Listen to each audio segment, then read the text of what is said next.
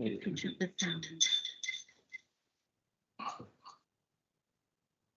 we go. That's better.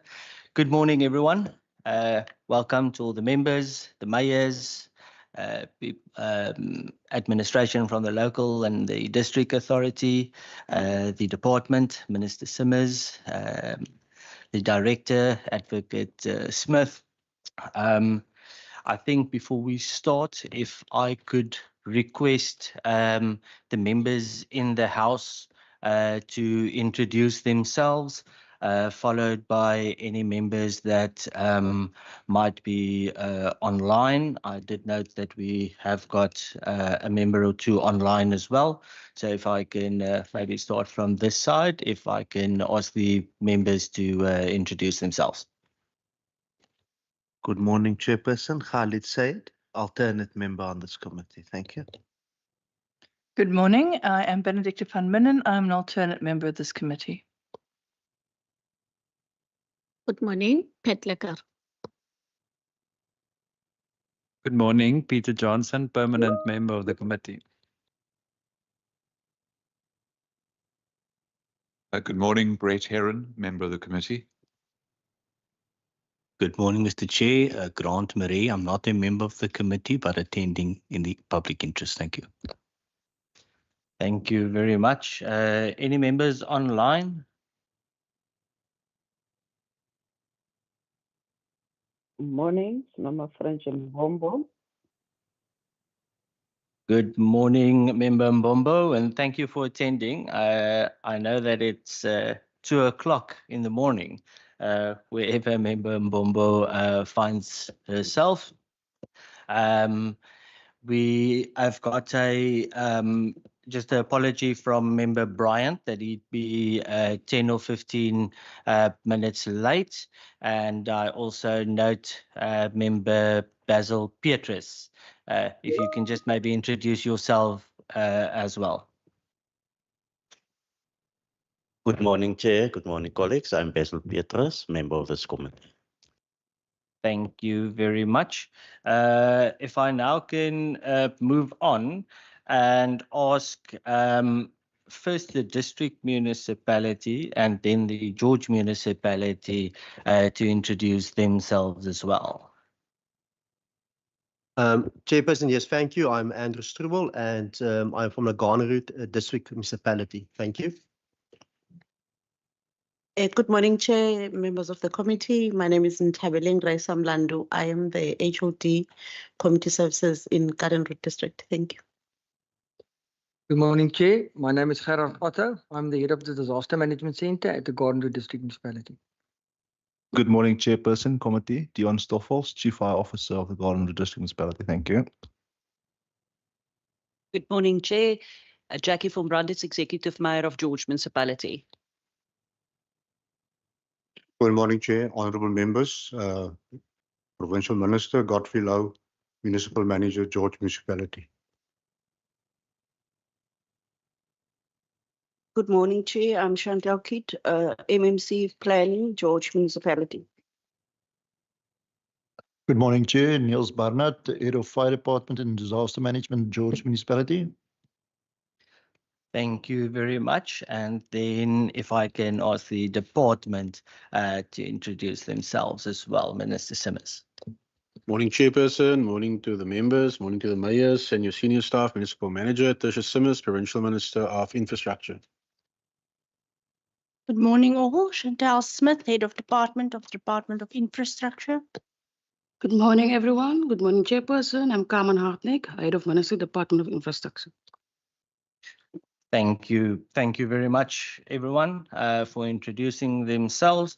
I also want all of us to note that we've got a fair amount of people online on the YouTube link as well as on a Teams link. So I want to welcome all the members of the public as well as the media that is online and or present in the House. So today, the meeting is handling a sensitive topic and it almost today marks a year ago that the Western Cape saw one of the biggest tragedies in the history of South Africa, and that is the building collapse in 75 Victoria Street in George. Over the last 12 months, we have seen numerous media articles, numerous statements relating to this incident. And I want to stress that this committee will keep on to hold everyone to account and to, as the reports come out, go into the various reports as different institutions and or government departments and different spheres of government brings out various reports. So this will be the first of what I foresee will be a series of committee meetings that will be held specifically with regards to the collapse of the building. And I think before we start, Minister Simmers, if I can maybe ask you from the department side, if there's any introductory comments that you would like to make, and I will then, then we can handle it from there. Thanks. No, thank you very much, Chair. And according to my recollection, the National Minister is supposed to be here. So my first question would be in my opening remarks, where is the National Minister in her department? Let's start there. Chairperson, the reason why I'm here is because in the province, I'm the executive authority and the custodian of the infrastructure sector. And my department, in effect, were the first respondents on the 6th of May. We were tasked by the Premier on the same day to initiate and to protect the integrity of the site, which means we then appointed on the one side V3, which is an engineering consultancy firm, on behalf of our department. So they set foot on site actually on the 7th of May. Because we have yellow fleet within the district, we had to reprioritize our fleet and the required technical assistance prior to V3 setting foot on site on the 7th of May. So we've been part of the site literally within hours of the tragedy, and the Premier requesting that we then drive the technical side and the investigation ultimately, which we are part of as on behalf of the provincial government, Chair. But we have been with them again from the 6th until the end. So we as a department are well aware of the urgency to get conclusion and closure for the families, but also understand what went wrong. So our investigation in its very nature through V3 has been technical to fully understand actually from a sector side, not an oversight side, a technical side of our sector, what went wrong. And ultimately, that is what V3 were tasked to do. They were given specific mandates by the HOD and myself, and the HOD can expand on that to you. And ultimately, that came to conclusion when the Premier handed over the report of V3 to SAPS. That is where our role as a department and the consultancy agency firm which we appointed ended. Obviously, they will be part of the investigation of SAPS itself. Our report, again, was handed over to the police. It has been peer reviewed. And given the technical nature and the content of that report, we did agree with the concurrence of legal advice through the Department of the Premier that we will not just make public our report. We stand by that decision.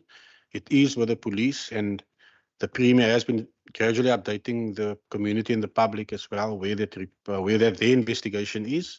But from our side, we've done accordingly what we've been tasked to do, and it is in that spirit that we are here today. Thank you. Thank you very much, Minister. And before I go over to the members for any questions that they might have to the Minister, You correctly stated, Minister, that this meeting was established on the back of what is a report that was made public via a press release by the National Minister, Minister Thembi Similani.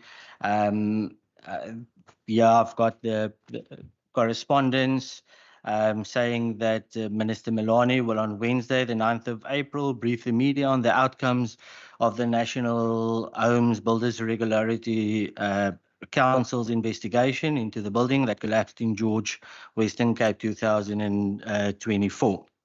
Goes further on to say that the planned media briefing follows the minister's undertaking a few weeks ago that she would take to the nation in confidence once the report has been finalized. So subsequent to that, we have invited the national minister and we, through the relevant procedures, have tried to get in contact with the national department quite a number of times.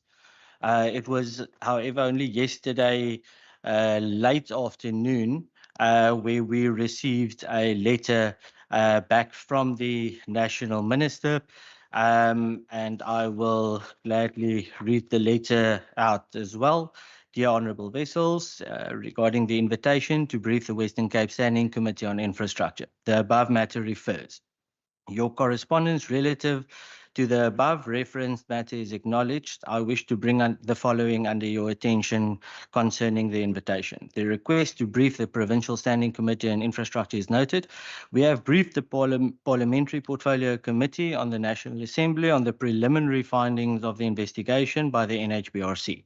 As you may appreciate, this report is not final and has to be a contributor to the overall government report. What has been presented before the representatives of the people in the National Parliament remains subject to be stated process by the Portfolio Committee and subject to the final government report, which will also inter alia cover the work of the Department of Labour and the South African Police Service. It further goes on to say that it is our stated intention to engage fully once the government report in its entirety are ready, and they have this asked our indulgence to request for a leave of absence. Now, for me personally, as the chairperson of the committee, this is in stark contrast to what I've received and read in the press, referring to the press release on the 16th of March, where I am just reading the first paragraph. The Minister of Human Settlements, Thembi Similani, has undertaken to implement all recommendations in the final report of the National Home Builders Registration Council into the building that collapsed in 2024. So this was a press release on the 16th of March. And then on the 9th of April, talking to the specific specific media conference, it also there goes on, and I've drawn this media statement by the Minister of Human Settlement, Thembi Similani, MP, on the NHBRC final report into the George building collapse. And this was also the first. So I am undertaking that we will get a legal opinion on this, and from my side as the committee chairperson, we will ensure that we will keep everyone into account, and this is then the stance of the national minister, and that maybe answers your question to why the national minister is not here, and we got that late yesterday. Is there any questions specifically with regards to the introductory remarks from Minister Simmers. I see Member Guide, I see Member Bryant, I see Member Lacker.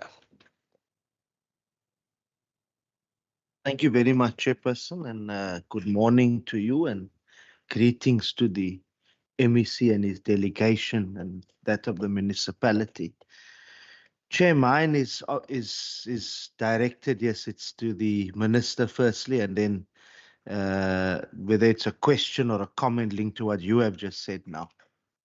I want to state from the very onset that, and I think Member Petrus and Member Herron have been very clear on this as well throughout, that we do want full transparency and accountability on the George building collapse. Nobody wants to run away from that. But where I would come in here is to firstly ask the Minister. He raises the lack of presence of the National Minister here in the committee. My understanding is that there's a Minmec. He has the line with the Minister. I would like to know whether he has engaged with the National Minister before this meeting, whether she's coming, what's the line. So that's the first that I want to just get to there. Then linked to that, based on your response and the letter. So I would like to, because the letter in my understanding is dated the 30th of April. So I'm not sure whether I just want to get a sense whether they have maybe then sent it late yesterday. If on the letter it's written the 30th of April, I've got a copy of the letter with me. So I just wanted to get that sense. Number three, my understanding, and maybe I need to go back to the induction when I first became an MPL, is that the national departments and national ministers, whilst they most certainly can be called here and we can have engagements, they report in terms of oversight and their reporting as an executive, they actually report to the National Assembly Portfolio Committee. I mean, this is the response we've received from MEC Bradell when we ask questions about the city of Cape Town, that no, they report there. So they report to the National Assembly Portfolio Committee of Human Settlements, and there are representatives there. And we've got the NCOP mechanism, wherein which we can delegate our members of the NCOP to raise issues with national ministers and national departments there, and even convene committees that side relating to these issues. So I would be very concerned. And also, why is it that if an apology was received, we still have the matter on the agenda? I'll be very concerned that we must not be playing politics, cheap politics with this particular matter. Lives have been lost here. Finally, can the MEC, because I see the MEC has again restated something that they have started to state in the House, the MEC, the Premier, as well as, not MEC Bradell, I'll come to him, and it's unfortunate that he's not here, or that he was not invited. Maybe next time he can be invited. Around the making of the report public, the report of the Premier. Now, I understand at least the National Minister, it's gone to the media, there was a briefing to the National Assembly with regards to that report. This particular report that this legislature signed off on with regards to funding has not come to the, and I understand they're giving reasons saying about police and criminal issues and that, but there was a commitment made in September in a sitting on behalf of the executive in response to a statement I made in the House that it will be brought to the House. But now I'm hearing another input saying no, that it's not going to be brought to the House. Could I perhaps get some clarity on that? Thank you, Chair. Thank you, Chair. I think let me start with the issue on the National Minister. The National Minister made a presentation to the National Assembly's Portfolio Committee about the failures in the NHBRC space, and also announced what those failures were, and there were some consequences for some staff members. Now, the provincial investigation done by B3 has been handed to SAPS with no announcement whatsoever as to why it was handed to SAPS. So we have to infer that there was some criminal wrongdoing or potentially some prima facie evidence of criminal wrongdoing. Nor is there any announcement of any consequences for any employee in any space, and no summary. Now, the minister says, the provincial minister says that this was done with the concurrence of legal advice. And is the legal advisor here today? Because I think I would like to ask questions around that legal advice. It doesn't make sense to me that an investigation is done by the Provincial Department of Infrastructure or the appointed engineers B3. A report is prepared and then it's handed only to the police with no communication really around what the findings were, who should be held responsible, what consequences have been implemented for those people. It may be outside of the provincial government space as to what consequences should be delivered or implemented by whatever body there is. But the whole thing is cloaked in secrecy. And so we've called this meeting to find out what happened. And you said there are lots of people online watching to see what happened. But we're going to get 2 presentations around the rescue operations. And although that's important and interesting to interrogate, the people of South Africa and the people of George and the families of the victims want to know what happened. Not really that we had medics on the scene and all that. They really want to know why the building collapsed. What were the failures in other spaces that led to this collapse of the building? So I don't understand and don't accept that a provincial investigation cannot be tabled here. Even if it's in a summary form, if there's something that SAPS have asked that we don't receive. But it seems like the province and the provincial legal advisors have made the decision not to share the one investigation that appears to have some evidence in it about what happened, why this building collapsed, and who is responsible, to the extent where it's been handed to SAPS, thus implying that there's criminal conduct or criminal negligence. So I don't really accept the minister's position or the premier's position that this report cannot be tabled in a public space. And if need be, I think we must ask for the legal advisor to come to this committee and explain why we cannot receive this report. And maybe the police commissioner can come and explain too why they don't want this report in the public space, if that's in fact the case. But it seems from where I'm sitting that it's the provincial government who've decided that this report cannot be shared with the public, and not the police. And I think there needs to be a lot more sharing of information than just we've done an investigation and we've handed it to the police. So I don't find that an acceptable answer. And it would be very interesting to know what the legal advice is based on. There's a lot of criminal there's a lot of evidence or a lot of allegations in the public space about a lot of things in South Africa. And this report would just be another allegation in a public space that needs to be tested through the criminal justice system. And there's no legal basis that I can think of for it being withheld from the public. Thank you.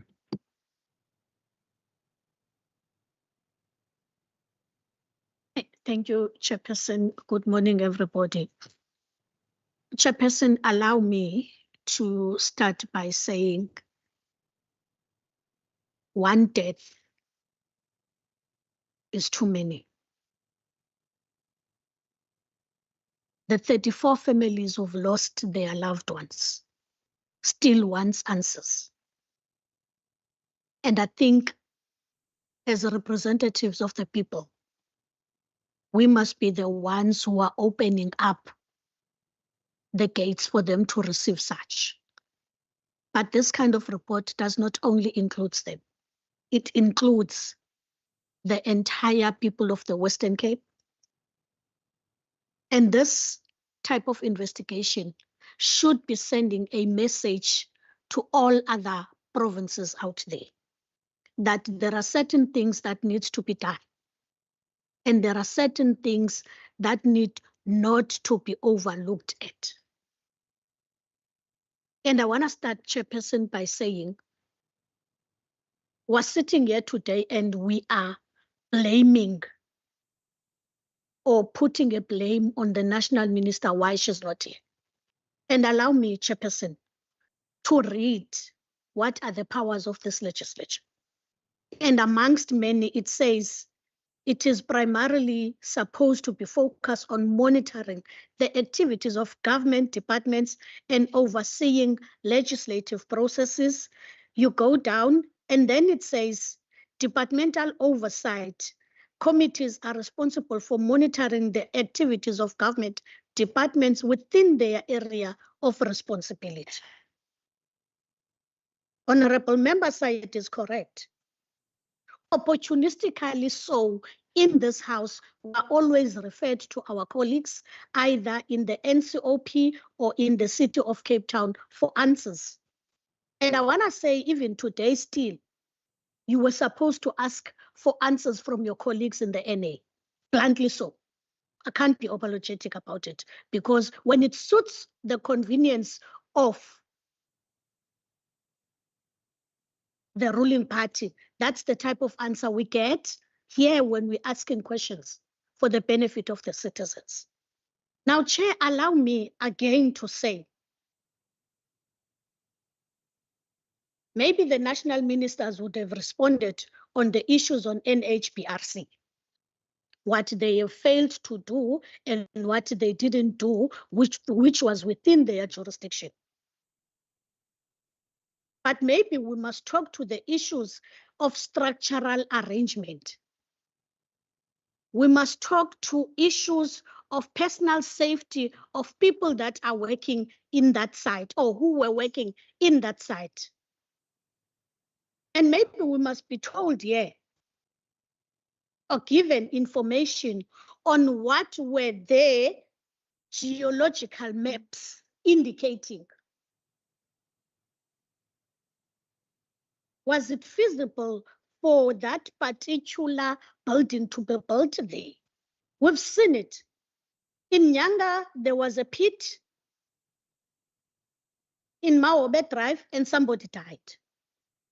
In Strand,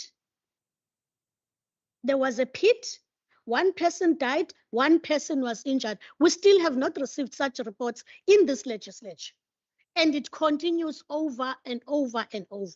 And I want to ask Chairperson, why is it that we would be told as this legislature that we'll be getting a report and all of a sudden such a report is not received by this legislature, regardless of how summarily that report would have been for the benefit of us. But now we hear that the report is within SAPS. And it's so unfortunate that some of us were once investigators in our own time, and we would understand what is sub judice and what would have been provided to this house. Because whatever would have been provided, we were not going to leak it out because we are honorable members in our own rights. So Chairperson, agree with what has been presented today. I've got those questions.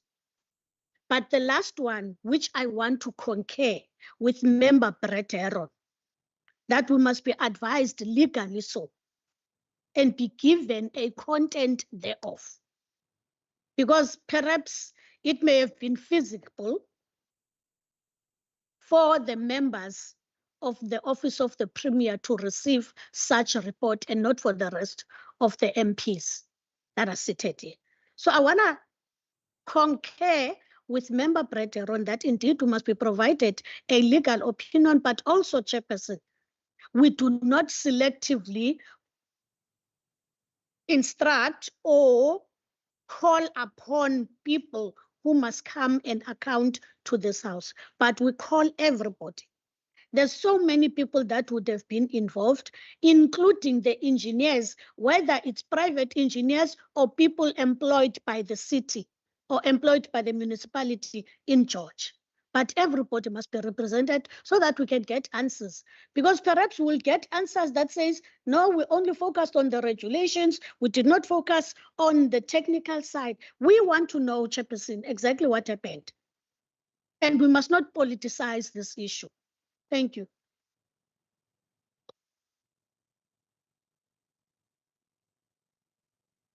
Member Beatrice, your hand was also up? And Member Mare, I think.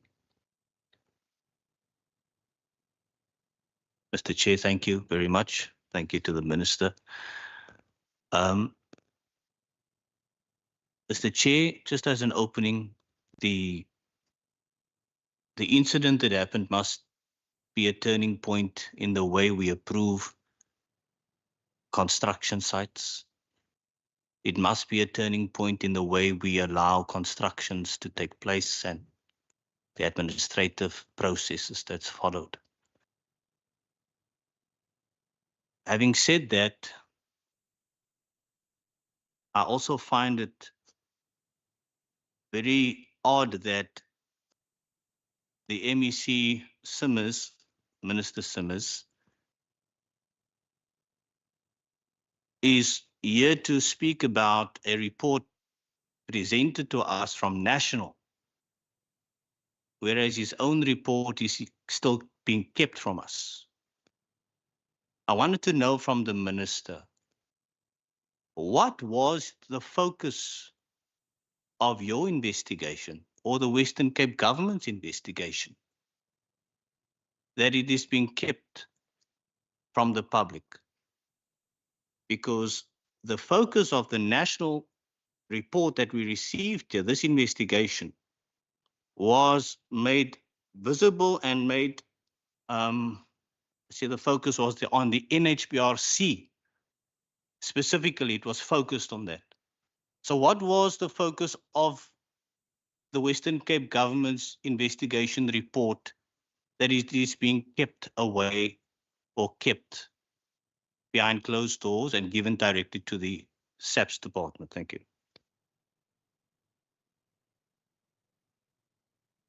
Yes, Chairperson, we see this coming from the start already.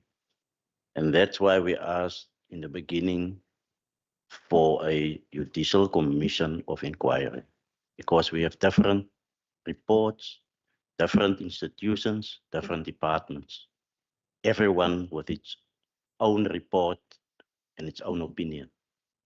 And we still stand on it. Nobody's going to get away. We ask for a judicial commission of inquiry into this matter.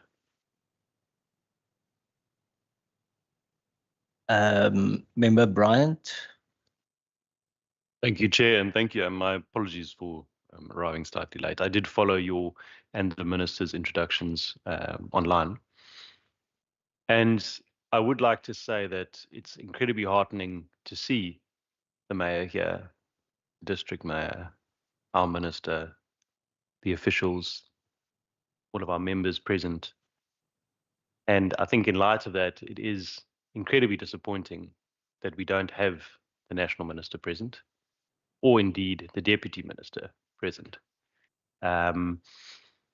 And even though in the letter that was addressed to you, it mentions that it was a preliminary report that was reported on, why is it that the Western Cape Provincial Parliament is not offered the courtesy of asking questions on that preliminary report in the same way that the media was granted the opportunity to do?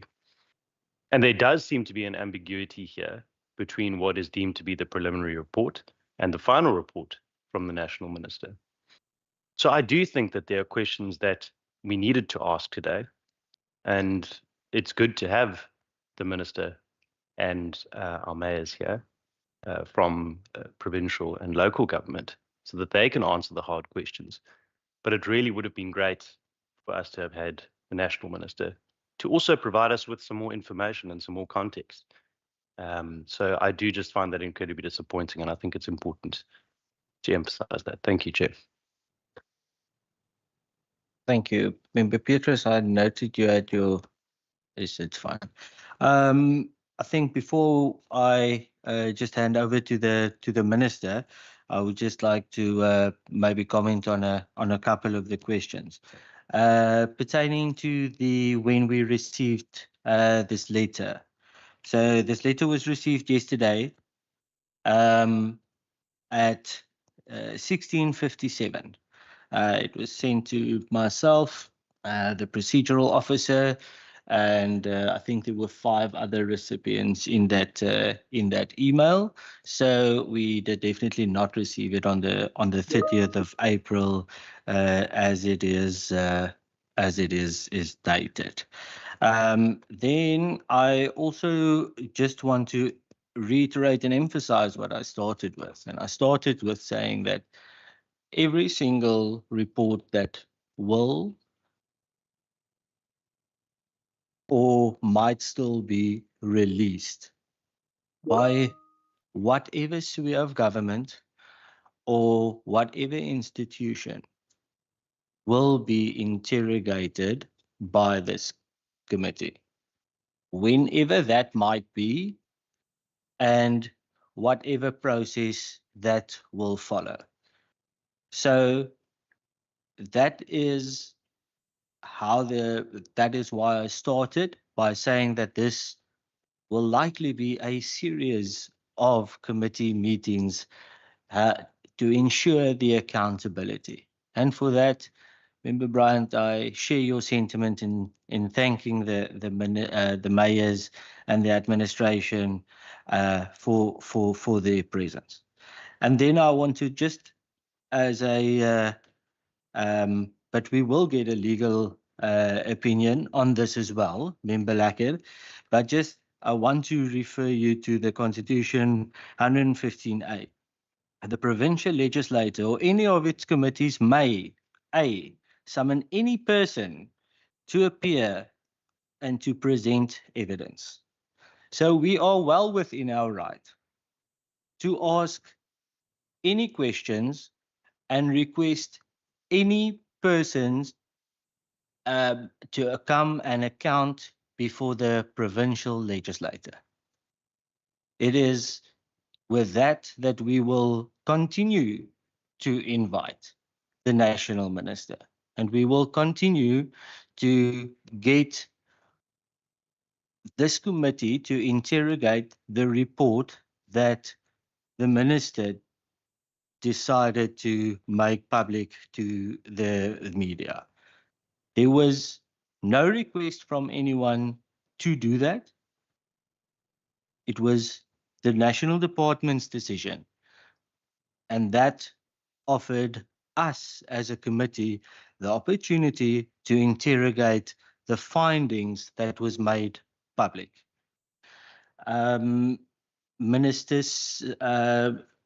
Minister Simmons, before I get to you, Member Mbombo's got her hand up, and then I'm going to give over to you to answer the first round of questions. Then we can go into a second round, and then we go into the presentations. Thanks. Member Mbombo. Thank you, Chair. Network keeps on running away, so that's why I'm jumping before it disappears. Just a quick question. Did the 3 spheres of government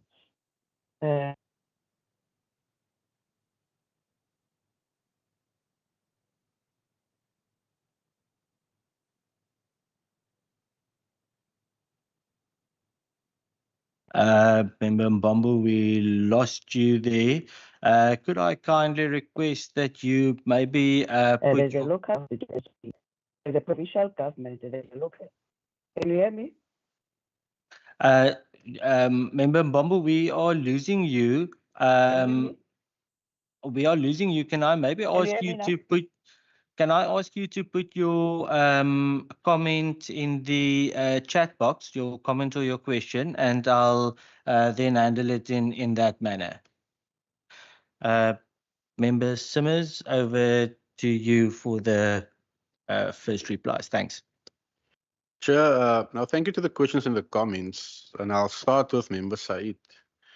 Firstly, Chair, you need to understand that as the Provincial Minister of the MEC, I only heard of the preliminary report when the National Minister held a press briefing. So this is actually not even served at MINMEC yet. So just like the general public, that's how I had to learn of the preliminary report. It needs to be understood that the NHBRC is an entity of the National Department of Human Settlements. So in effect, what the National Minister's preliminary report, if you can call it as such, is actually a compliance report. That's the only thing it is. And we will see what the final outcome is, and I hope that the National Minister does actually report to MINMEC regarding that. So I just want to put that in frame. So to the Honourable Member who is here on behalf of the public, is not a committee member, Member Marais, I'm not here to respond on the National Minister's preliminary report. It's not my task. It's not my entity. Sy moet vir haarself kom praat. Ek kan nie namens haar praat nie. But you did ask a very good question. What was the focus of our report? What was the mandate given to V3? And V3 were given, I'm actually going to read the mandate that HOD and I gave them so the committee can understand why our report is a technical report. It's not a compliance report. Firstly, they had to investigate the cause of the collapse itself. They had to focus on design inadequacies. They had to focus on construction practice or a failure thereof.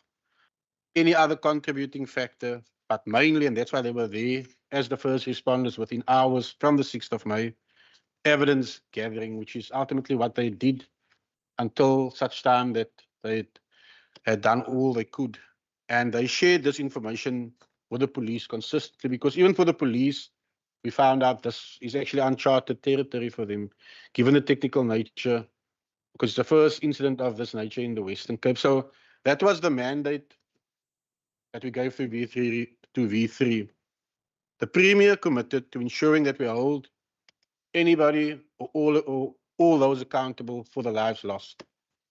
That's why we were given the mandate, given that it's a technical nature, and given that as the executive authority, I am tasked at the provincial level to ensure the compliance, among other stuff, within our whole sector. Actually, you can expand on that. So I just want to get that clarity out, even how our report differs. So again, did I talk to the minister before this? No, I did not. I did not engage her because this item is not even served at MINMEC. And I hope it does serve at MINMEC whenever we see the final report. Everything that has happened through the national space, and I'm not casting blame on the national department. We all here, even including myself, have had to learn about that through the public and media domain. That's the choice of route the national minister and the department chose. It's her prerogative at the end of the day. So again, the V3 report, Honourable Said, is a technical report. We then, to ensure that my department, because we did use taxpayers' funding of the Western Cape, as you rightfully say, to pay for this report. We did a peer review, and there's only one hard copy, which is in the hands of the South African Police Service. When the Premier and I concurred on a date with General Patekile, which was the 30th of January, we handed over that report to him. A pertinent question which the Premier did ask to General Patekile and the head of investigations in the Western Cape, we asked him, at what stage is their investigation, given that we've been assisting them from day one, sharing samples, sharing outcomes, and so forth, and they ultimately waited for our peer review because we were the only department as from this province which were there from day one. While the core focus of disaster management was saving lives, ours was to ensure the integrity of the site, given it was a failure clearly within our sector. And we did ask General Patekile from the police's, because we did, given that we were now aware of the National Department of Human Settlements and Department of Labour and everybody else who didn't work with us in our investigation, I must state. Everybody was now suddenly doing their own thing, all the noise in the chamber, and we were focused on the clear mandate. We wanted to know, given with all of this noise in the chamber that's public, is there a magisterial inquisition currently happening in George? General Patekile confirmed there is a magisterial inquisition ongoing. That's the only clarity the Premier also wanted. I also wanted, because of all this noise, we wanted to take away all the noise, because the Premier is true to his commitment, and I support him that we want to hold anybody or everybody accountable for what went wrong, given that lives were lost. They must be held accountable. And the second question we then asked General Patekile, we will now hand over this report. What is the nature of what you are focusing on? And the lead investigating authority officer said, look, this is a criminal investigation. 34 lives were lost. It is criminal in its very nature. It's not just your normal building site failure. 34 lives were lost. They will then ultimately, and they thanked us for our report, which was peer reviewed, because we are well aware this matter will be going to court, depending on what the NPA decides. Because again, General Patekile made it very clear to us that they will use the report, and they will also call in the V3 engineers, which is why they are not here today, because they are part of the police's investigation. They are assisting them as far as possible. They need to depose of affidavits and so forth. And a lot of legal processes was explained to me and the Premier on that day through SAPS. So this is a criminal investigation, and even General Patekile said before any content can be made public. That's why he asked us, "Is this the only copy?" We said yes. You now have the only hard copy, because we are aware you are busy with your investigation.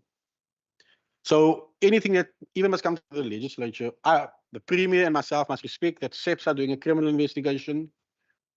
You heard 2 weeks ago the Premier engaged General Patekile again to find out how far this investigation is, because it is of public interest to us as the Cabinet and the Executive as well. And General Patekile confirmed that the investigation was just over 60% complete. SAPS then further on the 30th of January stated to us that they will then, once the investigation is complete, hand it over to the NPA. And they will then decide to prosecute or not. So until such time that the criminal investigation is complete and until the NPA makes its decision known, Chairperson, and I'm expanding on this because I was asked very broad questions pertaining to why it's not coming to the legislature, why it's not made public. We must respect the rule of law. That's also in our oath, even as an executive member. I'm well aware SAPS are doing their work. Once the NPA does their work and there's a conclusion in the matter, then goes to court or not, or however the NPA then guides, then the Premier will honor his commitment. But again, in September, when the Premier made his commitment, as Member Said rightfully said, he was not aware what the V3 technical report would say, because ours is not a preliminary report. It's a final report, it's peer reviewed, because we are aware it must stand the test of scrutiny in a court of law. So the Premier will honor his September commitment, but again, he was not aware at that stage what a technical report would ultimately say, and the fact that the advice was to give it to SAPS must tell you the content clearly states it's criminal. Given that 34 lives were lost, and it forms the basis of the SAPS criminal investigation, all the other reports or the preliminary reports, whatever they want to call themselves, that's compliance reports. It does not answer what the people of George want to know. The V3 technical report does. It's not focusing just on compliance. You heard the key mandate we gave them. It was very specific. And on the day, we actually had the Engineer General of the Western Cape. Again, just to outline the process, because it's a very technical process, Chair, and sorry if I'm explaining too long for you, is to ensure, because they had to rebuild or remodel what happened in 3D, so we could ultimately assist the police as well. That's all part. It's almost a 300-page document I'm talking about. So it's very technical. They did remodeling. They had to find out exactly what went wrong, what formulas might not have been accurate, what assumptions might have been wrong. You know, he gave quite a technical insight, which is why the police asked on that day for V3, the engineers, and the Engineer General of the Western Cape to dispose of an affidavit because they would love to engage them further. So again, it's not that we're hiding something or this or that.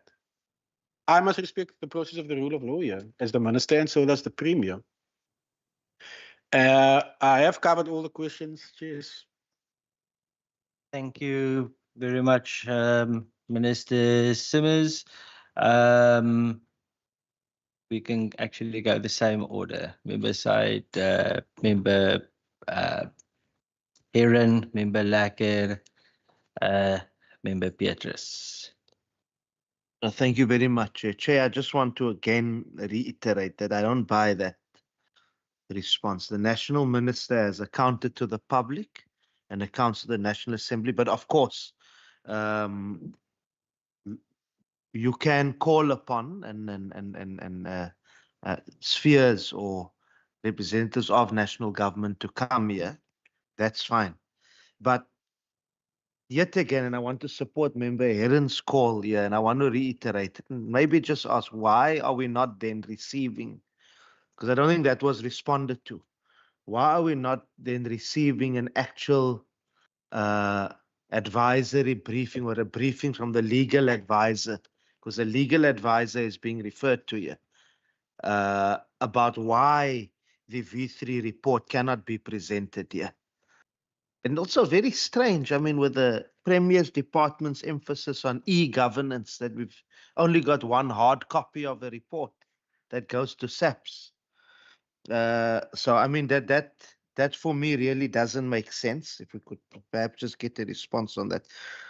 And then I'll probably get to that when we get into the George municipality issue, because I mean, it's strange. And I looked at this, and Member Heron also pointed it out. You're talking here about relief work purely. I mean, we are called media, the public, everyone.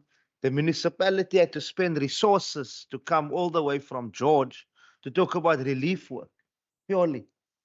Nothing about what happened. And while we have a former mayor as a member of this house, not being called here. So I find that rather strange, and I'm in two minds as to whether the meeting should actually continue to just talk about relief work, but because of the spending that was probably incurred, maybe we must then go ahead. So I'm not really convinced by the responses. Then just maybe just some clarity, and you could, and I'm not sure whether you want to, Chair, you mentioned at the beginning about the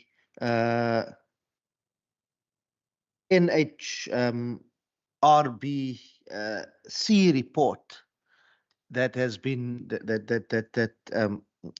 that's very, very critical and very important, and that it's not been viewed. And I think the MEC also said that outside of just the media domain, that it's been made public in the media. Again, I would have thought that we have the mechanism through the NCOP process to make sure that we get these things. Maybe we should actually be calling our NCOP representatives here to say, look, can you be mandated to seek these particular answers? Because I think really this is a shifting of responsibility and focus. Provincial government accounts here. Thank you. Thanks, Chair. Let me just, in response to your comment that we can get a legal opinion, I think I want to make the point, we're not looking for a legal opinion. We should be getting the legal opinion that the Premier received and the Minister received, that this report cannot be made public. But you also referred to Section 115 of the Constitution, which allows us as a committee to summon any person to appear before it to give evidence on oath or affirmation or to produce documents, as you rightfully said. We can do the same with the Premier. We can summon the Premier. We can summon the legal advisor. We can summon the SAPS police commissioner to come and tell us why this information is secret. And I mean, just as we can summon the Minister of Human Settlements to come and present the NHBRC report, and her investigation, the part of the Constitution that you cited is applicable to our own house. And I don't see why we don't summon the Premier to bring that report, or the Minister, since it's his department, to bring that report, or the B3 engineers to come and present to us what their findings are. The Minister said that in terms we must respect the rule of law, and of course we must respect the rule of law.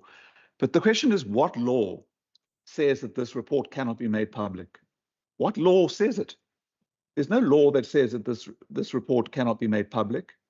And so it's not about following the rule of law, because the rule of law doesn't prevent this report being made public. And that's why it's important to get the legal advisor who advised the Minister and their Premier that this report should only be handed to SAPS and it should only be one copy. I mean, it's really hard to believe that there's only one copy, but let's just say there can only be one copy and it's handed to SAPS. We should get that legal advisor to come and explain that advice. I want to also say that the Minister says that the B3 report is not about compliance. That's quite a shocking statement to hear, because a building can only collapse if the building standards of South Africa are not adhered to, which is compliance. Unless this B3 report found that the building was designed to collapse, in which case 34 people were murdered. And I can't believe that that's what the Minister is saying. So it is a compliance matter. It may be technical because it's engineering related, but it's compliance. There are building standards in South Africa. There are building regulations in South Africa. And if they were not adhered to, that building would have collapsed. If it's not about compliance, then are we saying that these people were murdered? This is the problem with this report that's been so secretive, and statements like this, that it's not compliance related, because now it becomes speculative. If it's not compliance related, then what the hell is it? I don't think this is an acceptable endeavor in its current form, that we're going to get a presentation, a very detailed and long presentation, including quotes from the Garden Route District Municipality, what people said about how nice it was done, or how well it was done in recovery. Then we're going to get another report from the George Municipality, similar. But we're not actually going to get to understand what happened that led to this building collapse. And that's a failure. It'll be our failure. And I think we must invoke Section 115 of the Constitution and our powers to summon the people to give us real information, and not that this is not valuable, but I don't think it's what the people of George and these families are looking for. Thank you. Member Lacker, you were first, and then Member Beatrice.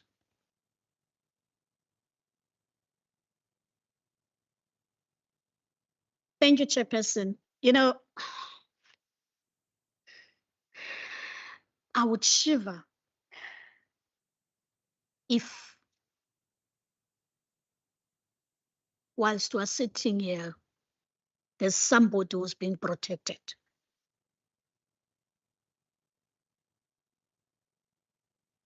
A summary of a criminal investigation, you go to AI, can be given a summary of a criminal investigation. Let me not forget the word criminal. Can be given to a parliament. But the specific of how and when depends on the nature of the investigation and the laws governing it.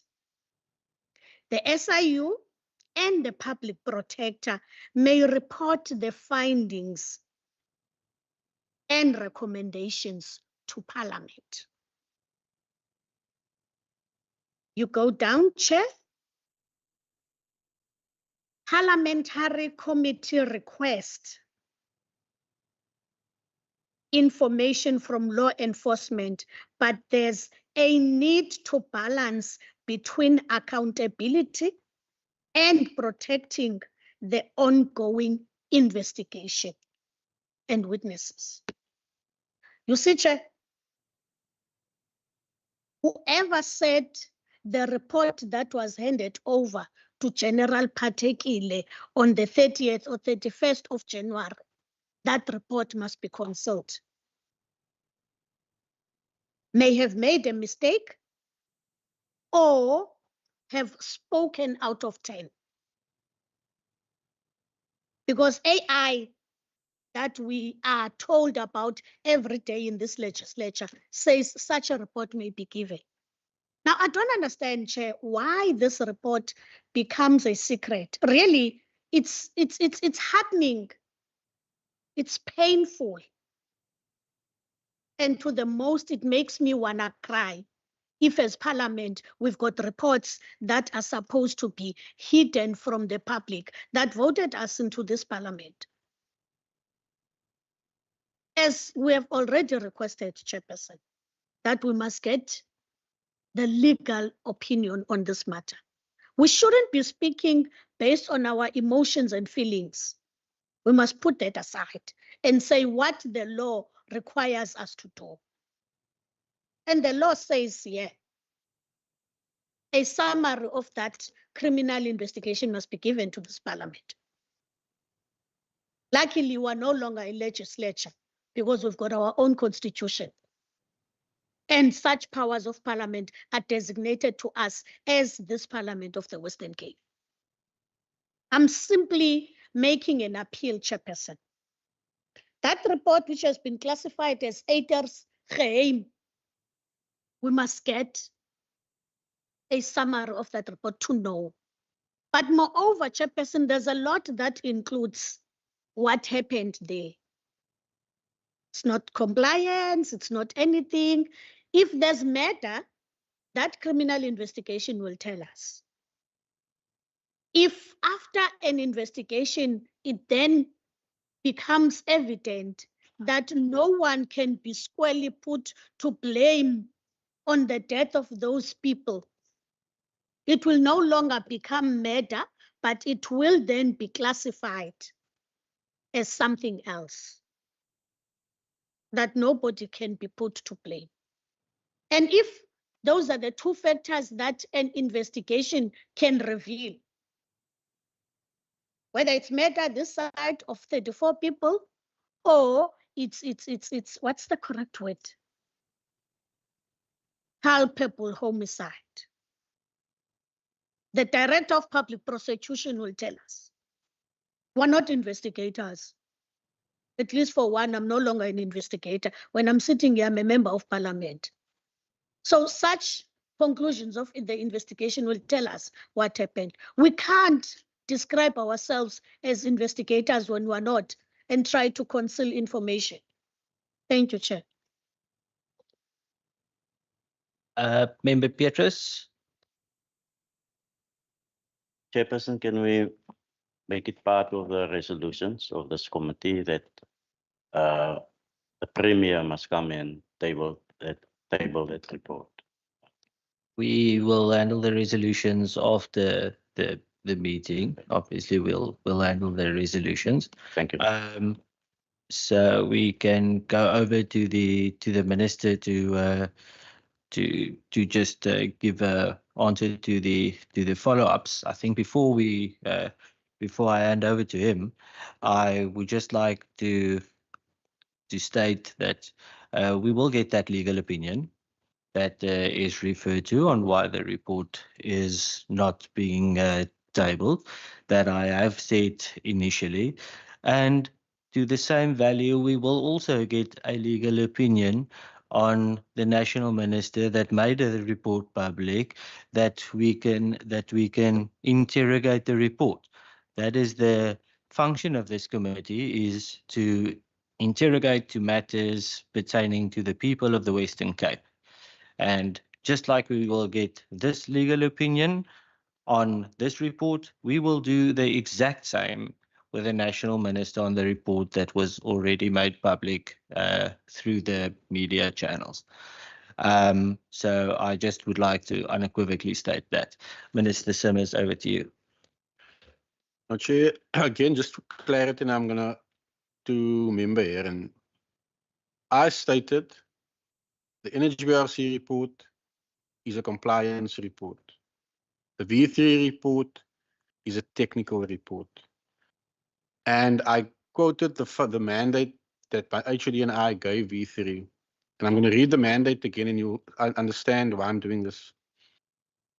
Investigate the cause of the collapse, focusing on design adequacy, which is the technical side, construction practice, which refers to processes of compliance, which means it does focus on the NHBRC and all the other relevant compliance mechanisms which is supposed to be in place.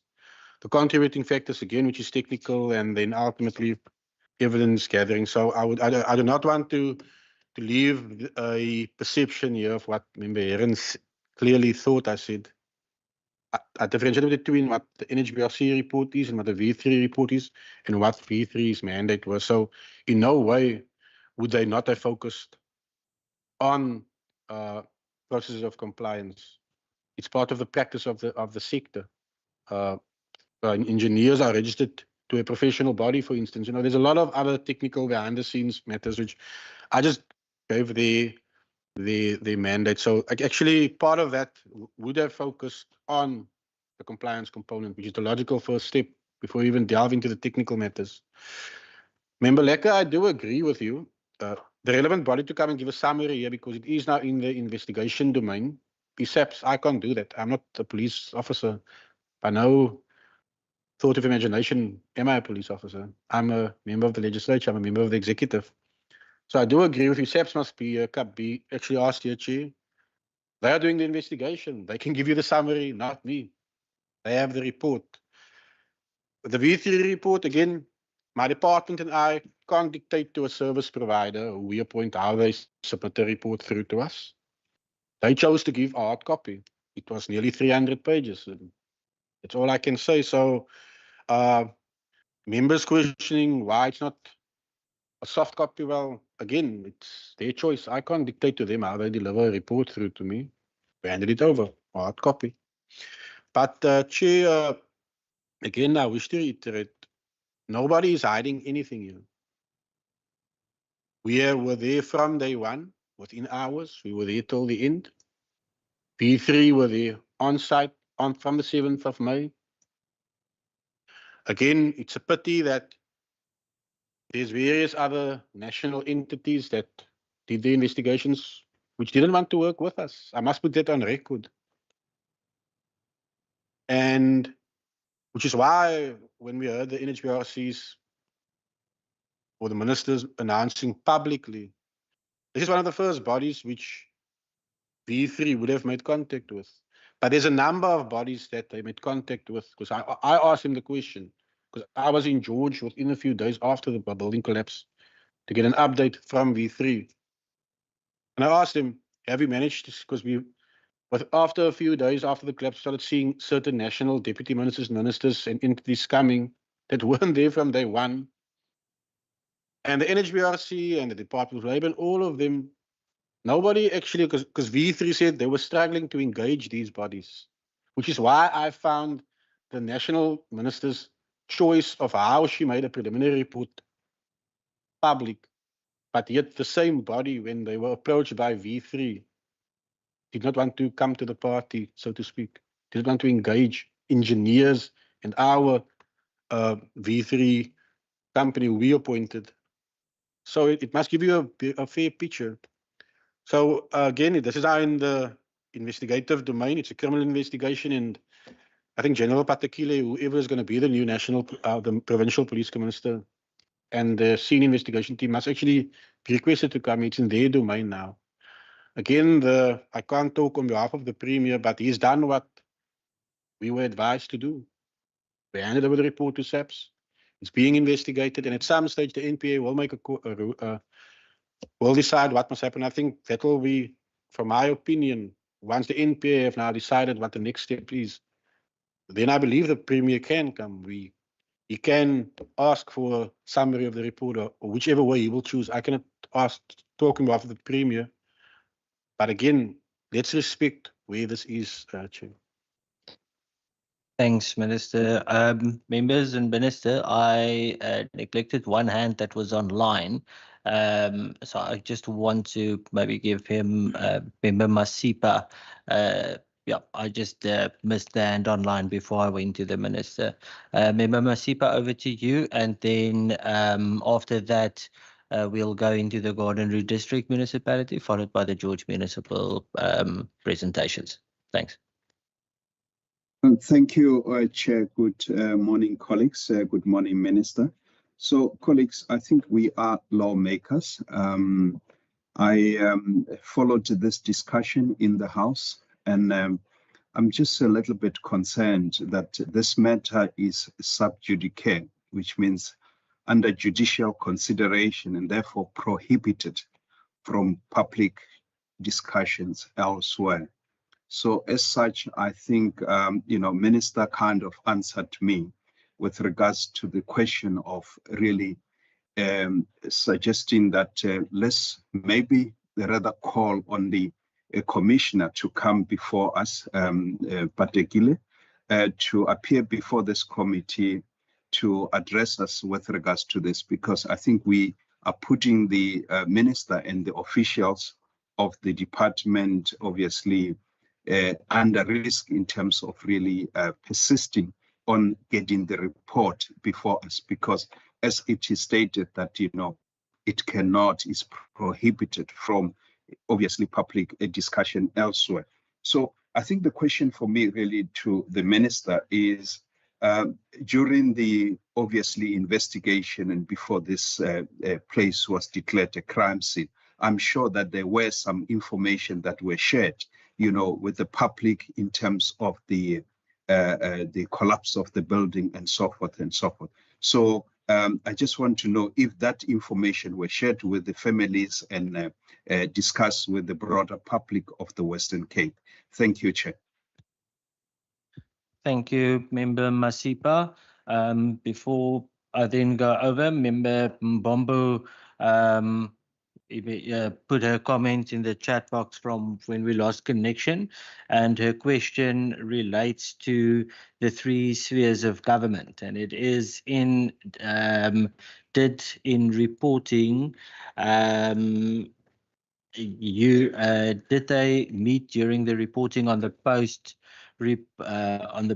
reports during intergovernmental mechanisms to speak to each other? Or is the committee now forcing them to use the legislative platform to do what they are supposed to do as government, and that is to talk to each other? So, Minister, I'm going to give you the last bite before we go to the presentations. Maybe speak to the communications, and if the department is facilitating any communications between all the role players, and then also the comments from Member Masipa. Chairperson, let me first start with Member Masipa. Again, within the first week, given that V3 were, again, I got a briefing within that week that I went to, they actually were struggling to get certain information. And we actually launched a e-link or an email address where we actually asked the public of George who had any material, photos or videos of the building at any stage. Because V3 now ultimately started focusing on the simulation of the building itself, given that they were struggling to get proper plans and as they explained to me. And one needs to thank the community of George because they responded. We got flooded with video clips, TikTok flips, and wat nog nie. That ultimately assisted V3 in their ability to remodel what actually how the building looked just before it pancaked, because that is what actually happened. It's called a pancake collapse. It's as they explained it to me. So in terms of communication with the public, that was the first format, asking them for information. They responded unanimously. One needs to thank them, member. Then through the Garden Route District Municipality, I mean, the JOC was used as the central point whenever there was communication prior to going to site. Even national ministers and deputy ministers and even the Premier and Minister Provincial and myself, we first had to go through the JOC. So there was a centralized point of communication where the media was engaged. because at that stage we had seen some frivolous communication, sadly, by certain political parties, tweeting and Facebooking without having any facts, which is why, I was quite happy when the centralization of going to the JOC, communicating with the media, and then going to site worked effectively, but also limiting the third part of the communication was to limit who went to site, because certain bad tendencies was picked up within the first 48 hours, which again, one needs to thank the Garden Route and their team together with Provincial Disaster Management for ensuring the integrity of the site afterwards. Chair, so from the communication side, I think I've covered all of that. In terms of Minister Mbombo, again, there are three spheres of government. We initiated our investigation. The district and the local municipality will obviously cover what they have been doing. The only point where we all came together was actually at the Joint Operations Center. Afterwards, you heard the Department of Labor announcing they're going to do this. You just heard these various announcements. Nobody coordinated that. As a provincial government, our premier was quite clear. This is what he's going to do. He's asked the Department of Infrastructure to do it, and we have done it. So we are properly and effectively coordinated. Part of V3 and the team, they would have engaged George Municipality, would have asked certain things, which means there was proper investigative coordination between who we appointed and how they operated and they functioned, because that again was one of my questions to V3 when I engaged them as the minister. It was long before the final peer-reviewed report came out. So between province and local, in terms of the investigative part, there was communication. There was coordination because information was needed by V3 because of its technical nature. National, well, we only saw them afterwards, and when we now saw what's been playing out in the media, sadly. Thank you. Thank you very much. Members, I really want to get to the presentations and we can deal with questions that we might have later on again, because I am cognizant of what needs to happen. On a point of order. Okay, so we've got 2 points of orders. Member Masipa. I just want to do a follow-up question, Chair. Thank you.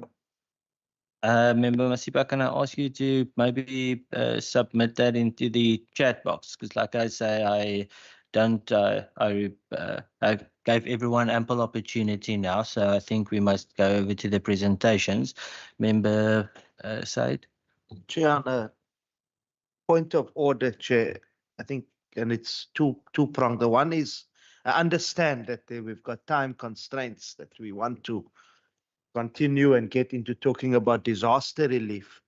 However, the MEC has said certain things in his response, which warrants follow-up questions, certain contradictions actually in terms of what he said now and what we saw in the media. So that's fine. If you want to continue and not have a follow-up to it, it's okay. But I'm just putting that on record, and that's my point of order. Also, part of it is you said earlier, Chair, with due respect, when Member Petrus asked that we take a resolution based on what Member Heron suggested, that the legal, that we have the Premier and the legal advisor coming here to actually give us that legal opinion. You then indicated, no, we'll take resolutions at the end of the meeting. But yet you already put a resolution forward on us getting a legal opinion on the minister, on the national minister coming here. That is my point of order. Let's be consistent. Thank you. Remember, like I said, we'll handle the resolutions after. And if you've got any questions after the presentations to the minister, I'm gladly entertaining that. I'm not trying to stifle debate or anything. I just want us to also respect the other bodies that has taken the time and the effort to come and present. And I also understand if that is not necessarily the information that is demanded and or required. I do think that it is important to also hear from these authorities, and this will also not be the last time that they will be here. Yeah, that is my ruling on that. We welcome to ask at the later stage, but if we can get the two presentations and interrogate that, and then we can go over to the interrogation, and should there be any other questions to the minister at that stage, I'm happy to entertain that as well. Thanks. To order, and it's not to reopen the debate, but Member Masipa said that we can't get the report because it's sub judice.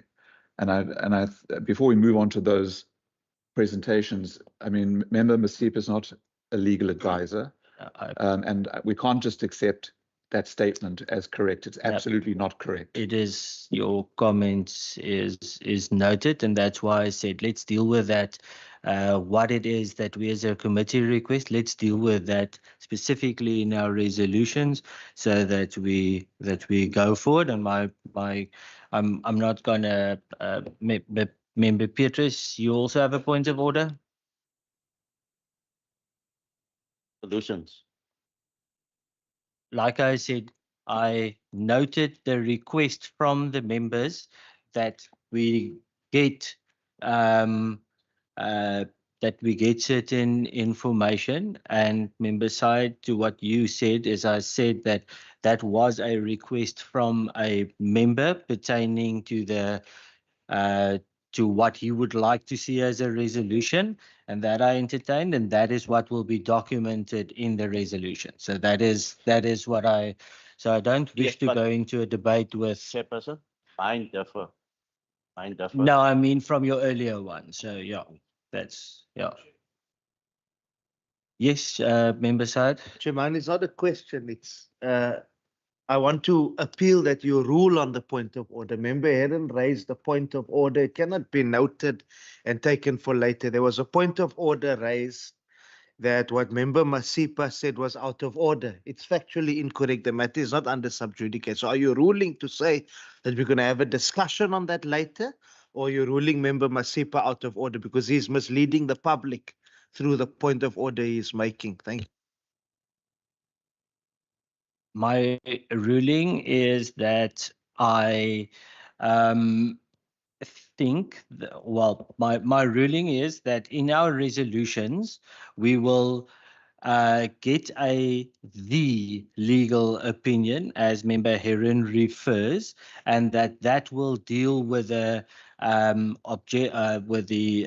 point of order that Member Heron now raised, and that the legal opinion will be explicit in either ruling Member Masipa out of order or not. So that is why I said the legal opinion that we will take in our resolutions will deal with that.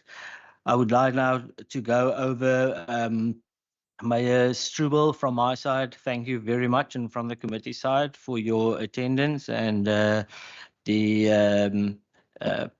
administrators from the Gordon Route municipality. You're welcome to do an introductory remark, and then hand over to whoever will handle the presentation. Thanks. Chairperson, honourable members, Minister HOD, and members of the public, thank you for the opportunity.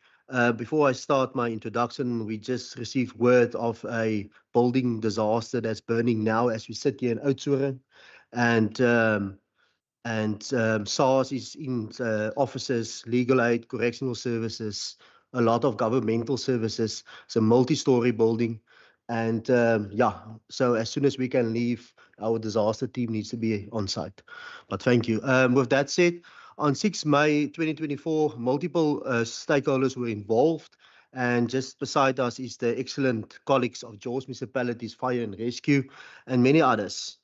We as the Garner District Municipality will share our own experiences, views, and more detailed information that is not out in the public domain, in my opinion. And I do believe George Municipality and other stakeholders present here today will share their own views on the disaster.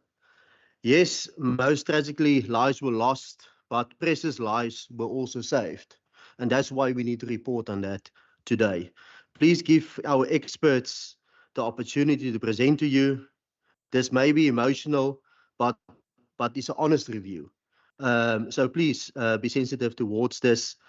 We as Team Garnerud welcome all questions afterwards. So let's afford the opportunity for Mr. Otto to proceed and then after Mr. Stoffels. Thank you, Chairperson. Honourable members, thank you very much for the opportunity to present to you. I just want to start to say I fully agree. One life lost is one life too many. And while we are reflecting also on what went wrong in terms of the approval processes, etc., we also must reflect on the response and what happened during the building collapse and the rescue efforts that followed. If we just look at this incident, when it was reported, from that point onwards, the Disaster Management Centre at the Gardenwood activated. It took 260 hours of activation to just go through the whole incident in terms of from the 6th of May until the 17th of May. And as we all know, 62 victims was involved with 34 fatalities during that period. I know there's one fatality afterwards, but we are just talking about the time period of while the incident was opened at our JOC. So I'm just going to reflect on some of the challenges that you immediately face. And being in rescue services and emergency service for nearly 35 years, I don't think anything fully prepares you for an incident like this. You can do preparedness planning, you can do scenario planning, you can do tabletop exercises. But when this happens, having the plan just makes the gap less of what you didn't plan for and what you've got planned. But to think out of the box and get everything in place at that point, that is where the years of experience and having built relationships over years come into play. With this incident happening just directly after lunch, the challenge was at 2:09 this happened. We didn't know how many people was on that site. There was a lot of people that asked, why did you change the amount of people you're looking for mid this whole rescue operation? The reason for that was we didn't know how many people we were looking for. And I would rather look for 85 people and find 64 or 62 than saying we're looking for 50, start the recovery, and then find more bodies. So that was the cautious approach we took right from the beginning. There was unfortunately poor or limited record keeping by the contractor, and we also struggled to gain access to these records. These records was actually captured by one of the departments, and when we wanted that, we had to get in the police to provide us with the information that we required to know exactly who was the people, where were they. The contractor then came on board and we had meetings night after night to find out exactly how many people were on site, where were they working, where were they located, where should we be looking, just to help our rescue teams on the ground working day and night to at least focus on the right areas.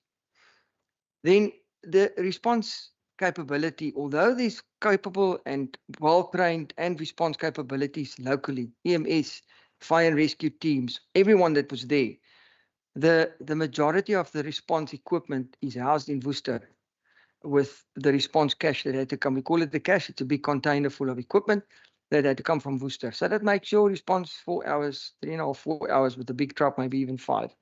So you can do what you can with the first 5 hours, but looking back, I would say if that was closer to the district, it would have helped, could have maybe had more people rescued earlier.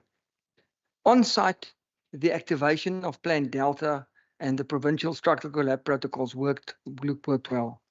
I've indicated here that one of the challenges, many doctors reported to the scene willing to assist. Why would that be a challenge? Remember, at one stage, there was more than 1,000 people that had access bans. And the first 4 or 5 hours, everyone wants to come and assist. George is a community that everyone wants to help everyone. So just arranging everything on site, our colleagues at the George municipalities had their hands full. Just to put in place protocols and procedures, to put in place the implementation of the incident command system, which we use in the Western Cape, which worked. We've seen it at many other incidents, but to put that in place as soon as possible, that's a challenge to put everything there. Many of the people that we found were undocumented foreign nationals. We found some of them had their papers in their pocket.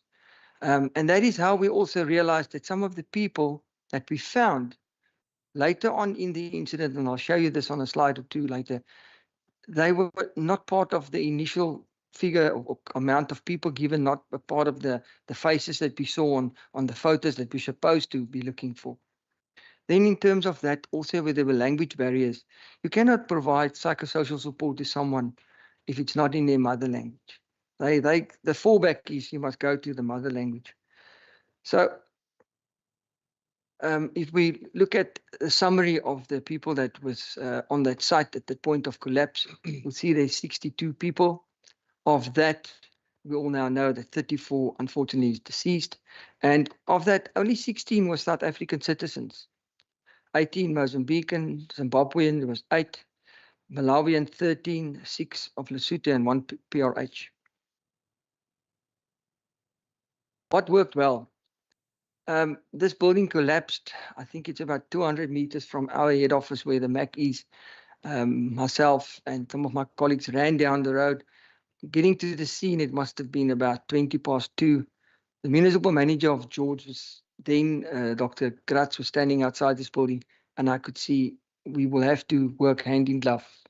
It's a whole of government approach, because in your mind, you think it maybe the scaffolding collapsed or maybe a part of the building collapsed, because that's what normally happens in building collapses. A pancake collapse like this is very rare. And I must say, from that moment, I asked Dr. Gratz, how can we assist? How can we help each other? And she said, please activate your JOC, later on referred to as the MAC. And then we set out what we are going to do from the district side and what the local municipality, George, will be doing from their side. They activated on-site and we activated off-site at the MAC. We had effective use of the MAC cluster working groups. I'll reflect on that just now, but this is lessons learned from COVID, lessons learned from the big fires we had in Knysna, and the clusters that we put in place there worked like a charm. We had daily record keeping, everything is minuted, so going to court, we will provide all the information minute by minute. That was record keeping was done from the MAC. In addition to that, also the triage color coding, I'll reflect to that just now. Then we must thank the assistance provided by the Department of the Premier, the Provincial Disaster Centre, and all the relevant government departments. This being foreign nationals, and a lot of international delegations wanted to come. It was very effective to have the Department of the Premier assisting us as well. Then we realized early on, I said, the only way for a family to get closure is to be either knowing my family members either alive or they found his or her body. So we tried to fast track the process to identify people that was taken from the building collapse site. And remember, the reality of this, the later it goes, the more difficult it is to identify people that you collect on the site.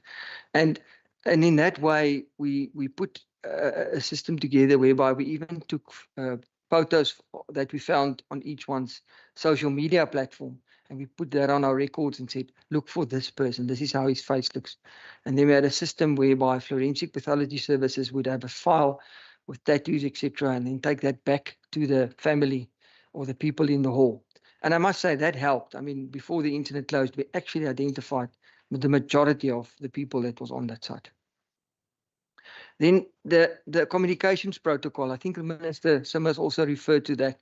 Having all the communications in one platform, knew we were speaking from one page. And we made sure that the messages that went out frequently, a couple of times a day, and it was the correct message. A lot of people also said, but we saw that they collected somebody off the site now. Why didn't you tell us that when it happens? I said, no, we've got a system whereby it must first be verified, first at the hospital or by forensic pathology services. Then we added it to our records. So people knew that the communications they got from the MAC was the right communications. And in terms of the support provided, the faith-based organizations and the national non-governmental organizations, right at the onset, I asked the conveners from Love George and Gifts of the Givers if they would coordinate that on behalf of the MAC, and that worked. Having the two platforms coordinating with everyone that wanted to assist worked well. Then the coordination of the visitations, Minister Simmers also mentioned that.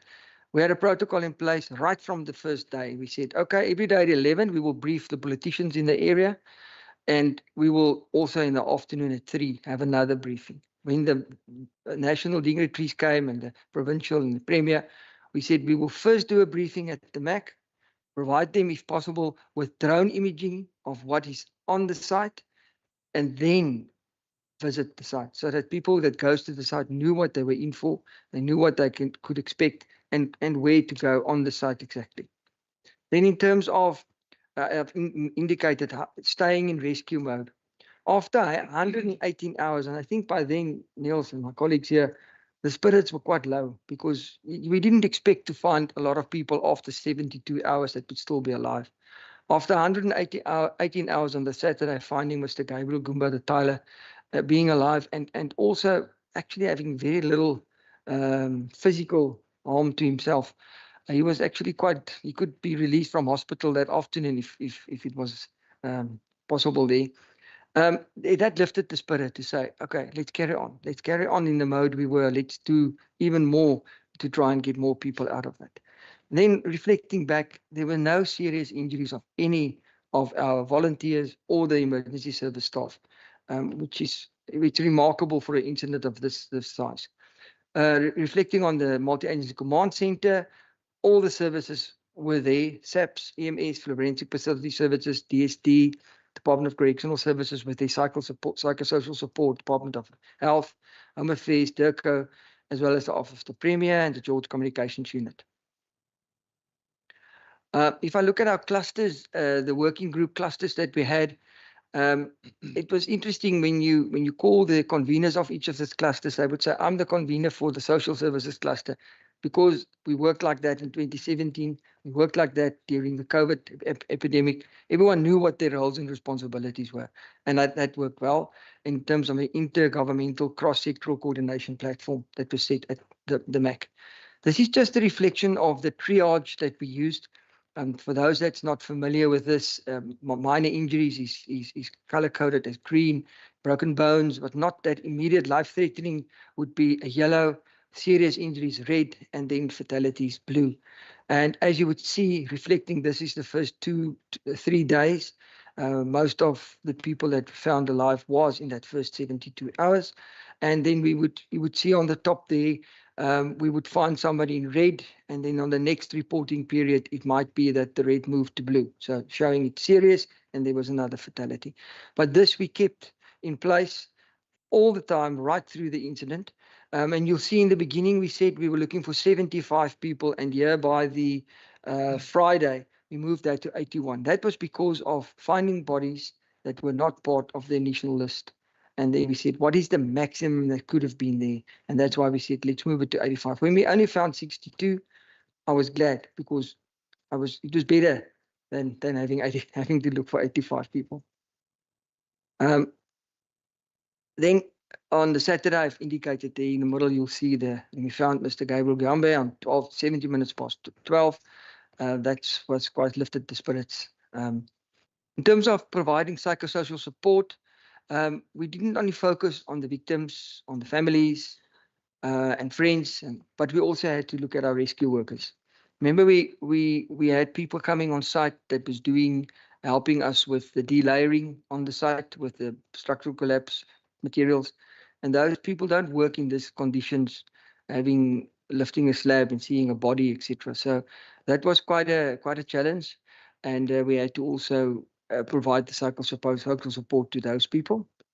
And all these organizations work together from the Department of Social Development, Correctional Services, FAMSA, Bedisa, Netcare, IKISA George, as well as Child Welfare George.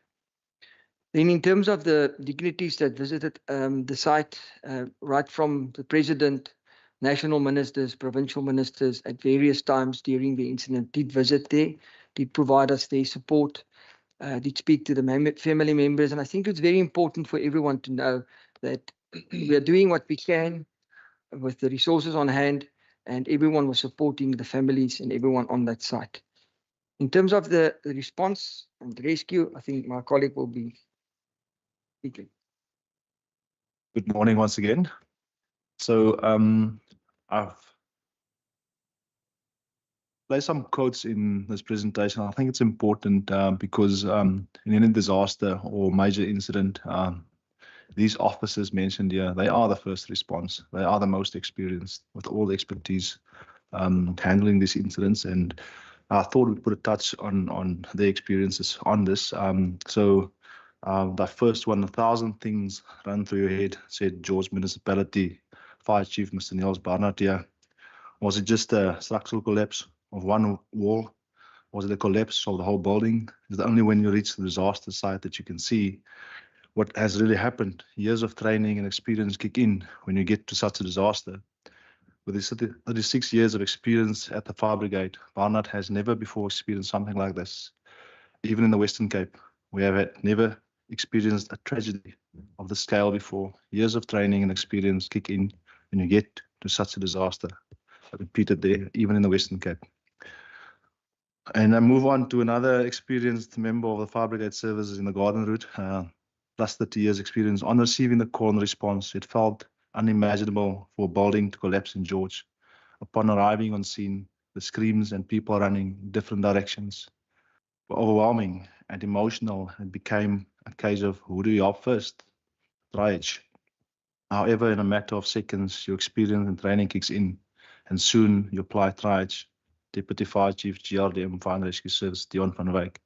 These are the members that was on site first. When I saw the building at first flat on the ground, my mind raced with different thoughts and questions. How? Survivors, questions. Is the structure stable? Then hearing some of the screams of the survivors, shouting for help, real shock and a sense of urgency, realizing that it's critical to save lives now. Station Officer, GRDM Fire and Rescue Services, Heinrich Leslie. Moving on, we were one of the first arriving first responders on scene 6 May 2024, building collapse, Victoria Street, George. Some of our emotions experienced on arrival. We were thrust into a storm of dust and boiling rubble. Cries and twisted steel, hearts racing, hands trembling. Every second a blur of urgency and fear. The weight of lives hanging in the balance presses down heavier than the rubble itself. Yet instinct takes over, driving us forward through devastation with nothing but courage, training and hope to guide each step. And that's again first responder platoon commander Ilana Vason Kutser.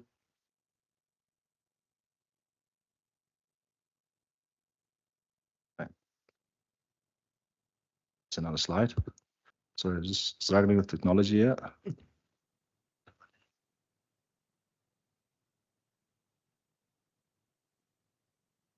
Okay, so from a provincial, Mr. Gerard Otto here mentioned that provincial support was called in immediately by Mr. Niels Barnard. And Speak City of Cape Town, obviously in the provincial government, Mr. Jermaine Carl said it was a complete shock to the system. The smell of dust hanging in the air, the faint cries of help, and the intensity of operations was initially all very overwhelming. You could see and touch the slabs of that 5-story building, separated by centimeters as it all tumbled down. There were rescue dogs to sniff out live victims and the cadaver canines to seek out those who had perished. Various emergency personnel were working together towards a common goal and purpose. Big plant machinery was lifting and moving rubble. Everyone quieted down almost immediately when the incident commander shouted, "Still." Those faint cries well became audible. Divisional Commander, City of Cape Town Fire and Rescue Service, Jermaine Carlos. Moving on, apart from having a great amount of specialized equipment at their disposal to save lives and make a difference in an intense rescue operation or scenario, the highlight for Carlos was sharing in the success of the Worcester team, who used acoustics to locate the victims under meters of rubble. The one trapped patient was successfully freed after a 13-hour rescue operation that involved 2 separate entry points. He said the one was used to give him water via PVC pipe, as well as safety goggles and sweets. The most humbling experience was every time a victim was freed and taken to the ambulance, everyone would stand up and engage in a round of applause. This really was a moment that will be etched in my mind forever. Rescue teams are in race against time to save as many people as possible at the disaster, said Colin Diner, the Chief Director of the Provincial Disaster Management Services, said the scene would be treated as a rescue operation for 3 days. In other words, we treat everybody as still alive and we try and rescue everybody. So that's what we've been doing, he said, before adding, we'll make a call after 3 days in relation to where we stand. We're going to give the absolute maximum time to see how many people we can rescue. Needless to mention, Tyler Gabriel Gambe was freed from rubble after 118 hours rushed to hospital, indicating that we went on in rescue mode. The initial response agencies in sequence on day 1 and shortly after midnight. 11 minutes past 4, George Municipality Fire and Rescue Services, the authority having jurisdiction. 14 minutes past 2, Garden Road District Municipality Fire and Rescue Services, the district remain station situated 5 minutes from the scene. Private ambulance services, ER24, situated less than 1 minute from the scene. Private ambulance services, Frontier, around the corner. 1424 EMS ambulance rescue, patient transport and management structure. Various volunteers, including construction workers, Ruacon, etc. Activation of the Garden Road Multi-Agency Centre. Importantly, hospitals, George Provincial Hospital and Mediclinic Private Hospital were activated. Forensic Pathology Services, Provincial Disaster Management Fire and Rescue Services, Expert Search and Rescue, Mr. Colin Diner. City of Cape Town Fire and Rescue Services, standby rescue technicians, South African Police Services, Breda Valley Municipality Fire and Rescue Services, specialized equipment containers and rescue technicians, Department of Correctional Services, Department Social Development. The below record indicates all agencies were activated subsequently, either after midnight and the following days.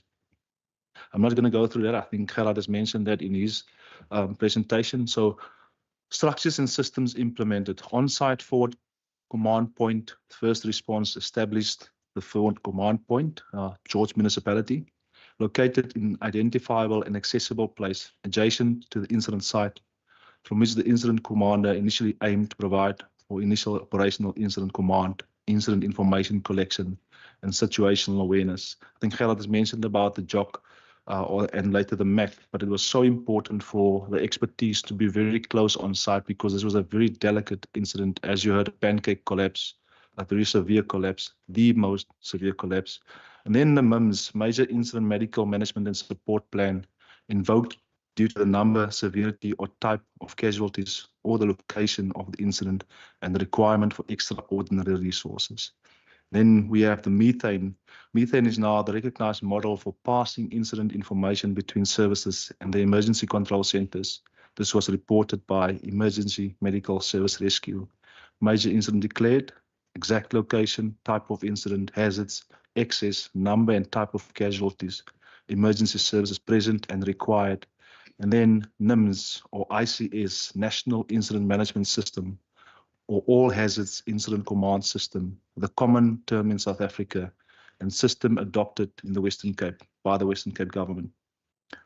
Organizes, controls, and coordinates the response to meet incident needs, provides a framework where similar functions are grouped, responsibilities are identified, and lines of authority are established, and provides a structured means to communicate and process information for decision-making.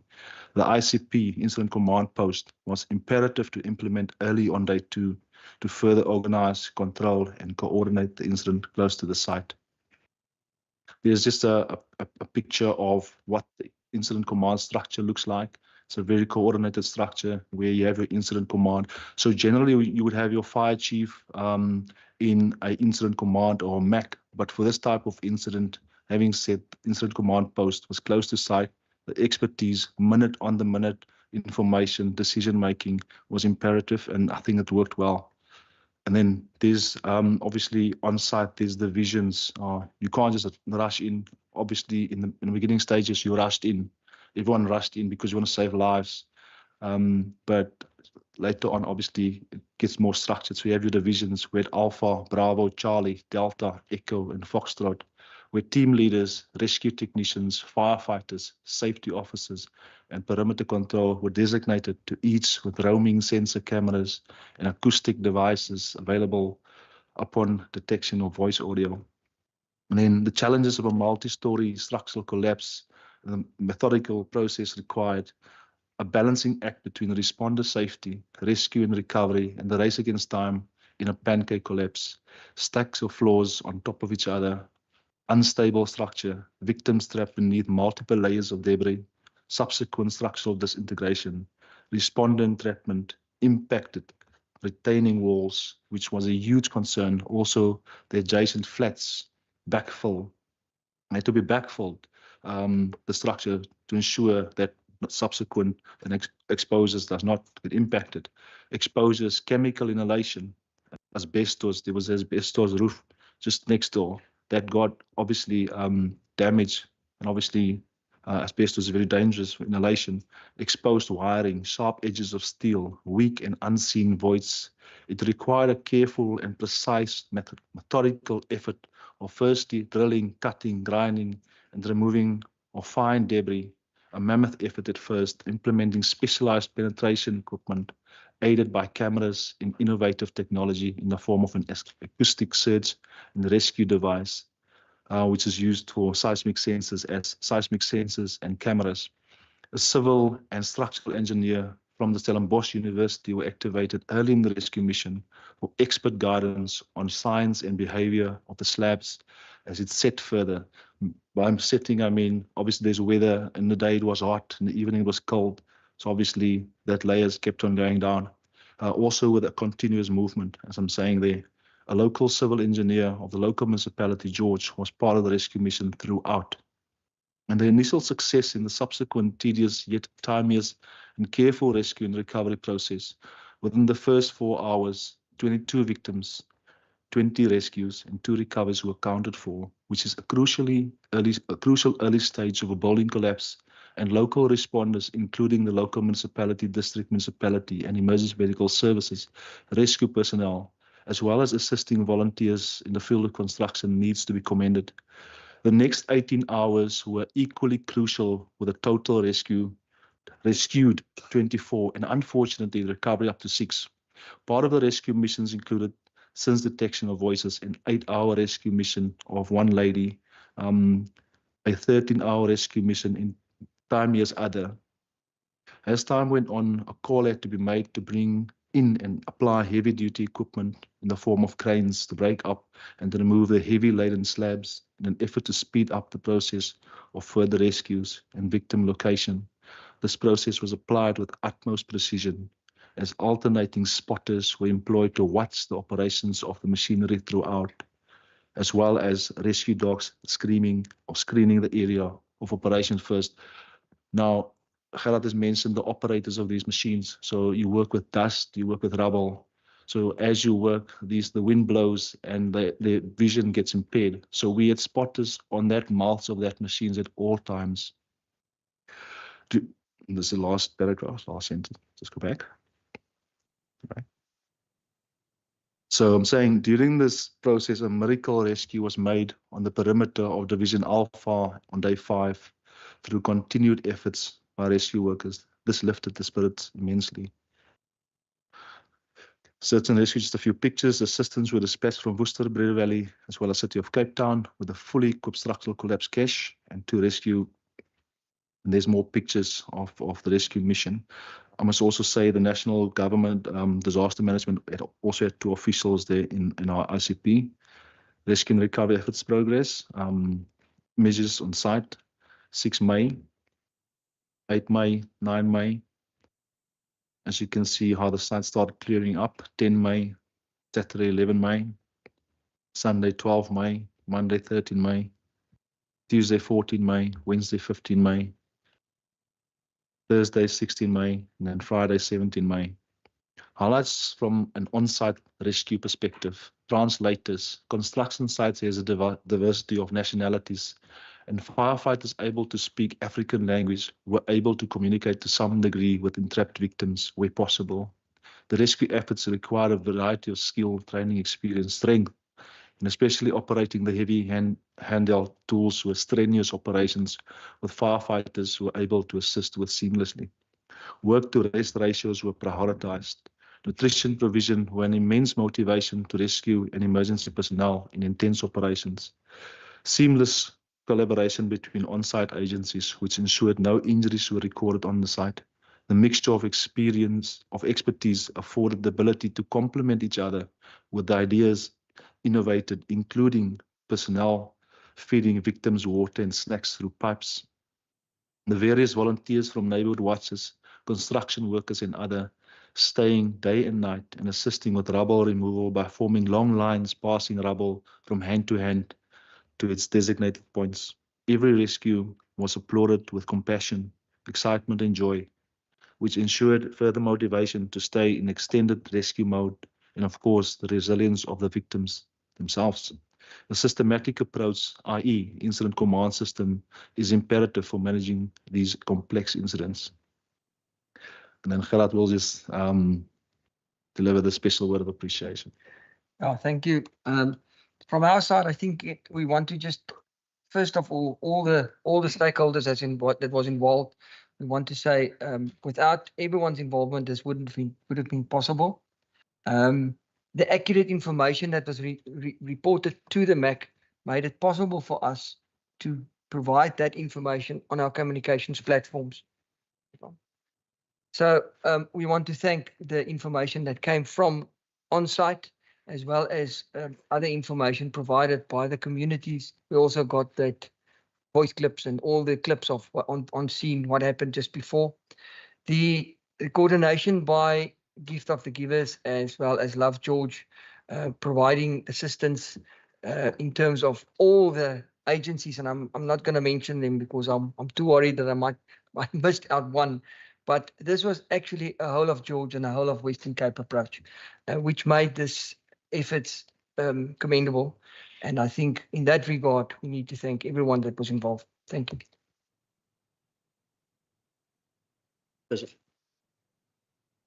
Thank you so much, Chair. I think the gist of our report really is to say we're trying to paint a picture of the importance of having intergovernmental relations and also relations with the NGOs and communities at large, and also having systems that are there all the time. Of course, like Gerard had said, that you cannot necessarily plan for such events, but you can always have systems that any eventuality when it hits, then you have got those systems that you can tap into to ensure that the rescue is as seamless as possible. I think as GRDM, that's what we have tried to do. And this incident as well has assisted us to look at our own systems to say these are our strong points and these are the areas that we are seeking to improve, so that should there be any other incidents in future, then we know exactly what is it that we need to do and in terms of improving in provision of our systems in a nutshell. Chair, thank you. Thank you very much.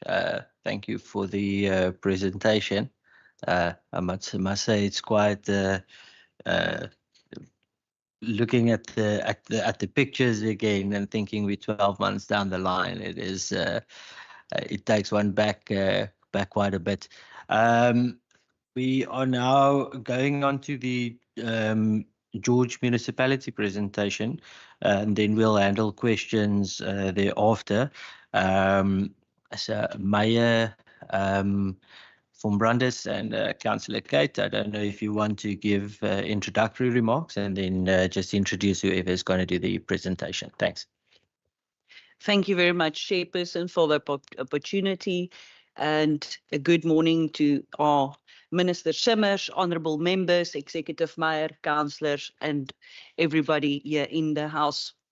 I want to start off to say that I do not think any resident of George can think of the 6th of May and not know exactly where they were at 2:09 that afternoon, because it was a shock for every single resident of George Municipality, and I think for the country and for the Western Cape as well. But with that said, it also showed the tenacity of the residents of George Municipality, the NGOs, the construction companies. They already spoke about Love George, Gift of the Givers, and every single volunteer that came to 75 Victoria Street and said, we want to assist, we want to help in whichever capacity we can possibly help. Now, today's presentation will be done by our Manager Fire Services, Fire Chief Niels Barnard. The reason for that is I think it's prudent that our Fire Chief was there from 14 minutes past 2, and he was there the entirety of the process. And he will give us a feedback on what the George Municipality did, and then our new appointed will give a bit of a feedback on the financial support we've done and the mandate of the local authority. And I just want to again say thank you for this opportunity, and I will give over to our Manager Fire Services, Mr. Niels Barnard.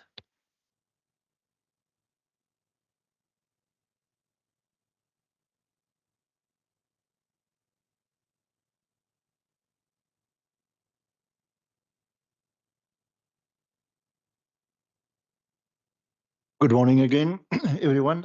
Thank you for the opportunity, Mr. Chair. I won't bore you with duplicate information, but yeah, as my colleague says to the back, I don't think there's any training material that you must get training to handle a building collapse like the 75 Victoria Street. I was unfortunately one of the first guys one of the first officers on scene. And when you stop there and you stop there just in dust and you hear people screaming all over the show, and then you must make decisions very, very fast. And there's no place for hesitate or anything like that. So, sorry. Okay. We all know it's a 5-story building under construction that collapse occurred in 1409 in the CBD of Georgetown. The initial response was the George Fire Department. Lucky enough, we haven't had any other calls during that time, and we had a full response to the incident itself. When we got there, we followed up and called the private ambulance services and also the Garden Route municipality. The initial patient's initial tally in the first 4 hours was 22 removed, 22 died. I can't see now. Can I move this? Yeah, sorry, I'm just going here. The patient's initially tally in the first 4 hours was 22 removed, 2 deceased. Out of suspect 62 people on site. I then make a decision to call Mr. Colendine from the Provincial Department for assistance. And when I called him, he said to me, Niels, are you sure that's a total building collapse? I said, yes, Colin, it's a total building collapse. He said, are you sure it's not just a wall? I said, no. He said, please just send me some pictures. And so I sent him some pictures, and he said, just hang on there, I'm on my way. And we were in contact actually every 10, 15, 20 minutes, and they wanted to fly down, and then they had to turn around again and land again with the airplane, and eventually they got into the car and came down. So the initial priorities is the incident command system. Oh, thank you, Mr. Lowe. The initial priorities is the incident command system that we established. And there, my colleague at the back, Mr. Dion Stoffels, came in, and he took over the incident, the command system itself. I was the incident commander of the scene, the site sectorization, the structural stabilization, the access of known victims, the patient's removal and emergency care, live victims are prioritized. When we put up the triage the whole triage area. That's when Metro came in and we start doing the triage there. We also put in people to do the identification of the possible voids, further void exploration using intelligence plans. We contact the building department just to bring down the building plans of the building, and so that we can find where more or less the people was working at that stage. So we hear people screaming all over the show, and we went into that areas and we put in the rescue teams in there. You can see there we split the whole building up into different sectors. The hazards and challenges, what we had is the unstable scaffolding, the quantity of rubble and thickness of slabs. You couldn't just get in there and just break the slabs up. That was hard work for the rescue equipment. The rescue equipment failed during the process, so that make us the work very difficult for us. At one stage we took a crane truck, a 80 tonner, to try and move the slabs, and then we see there's a whole movement in the whole construction of the floors. So we stopped that and we said, well, then we must just go in with hand tools and stuff like that. We also had worried about the unstable retaining wall next to a adjacent building. So we was really worried about that when the engineers came in and they said, yeah, there can be possible, the retaining wall can collapse and then there will be more casualties there. We also had at the back, we had a asbestos roofing sheet that was also damaged, and we had to remove that with qualified people.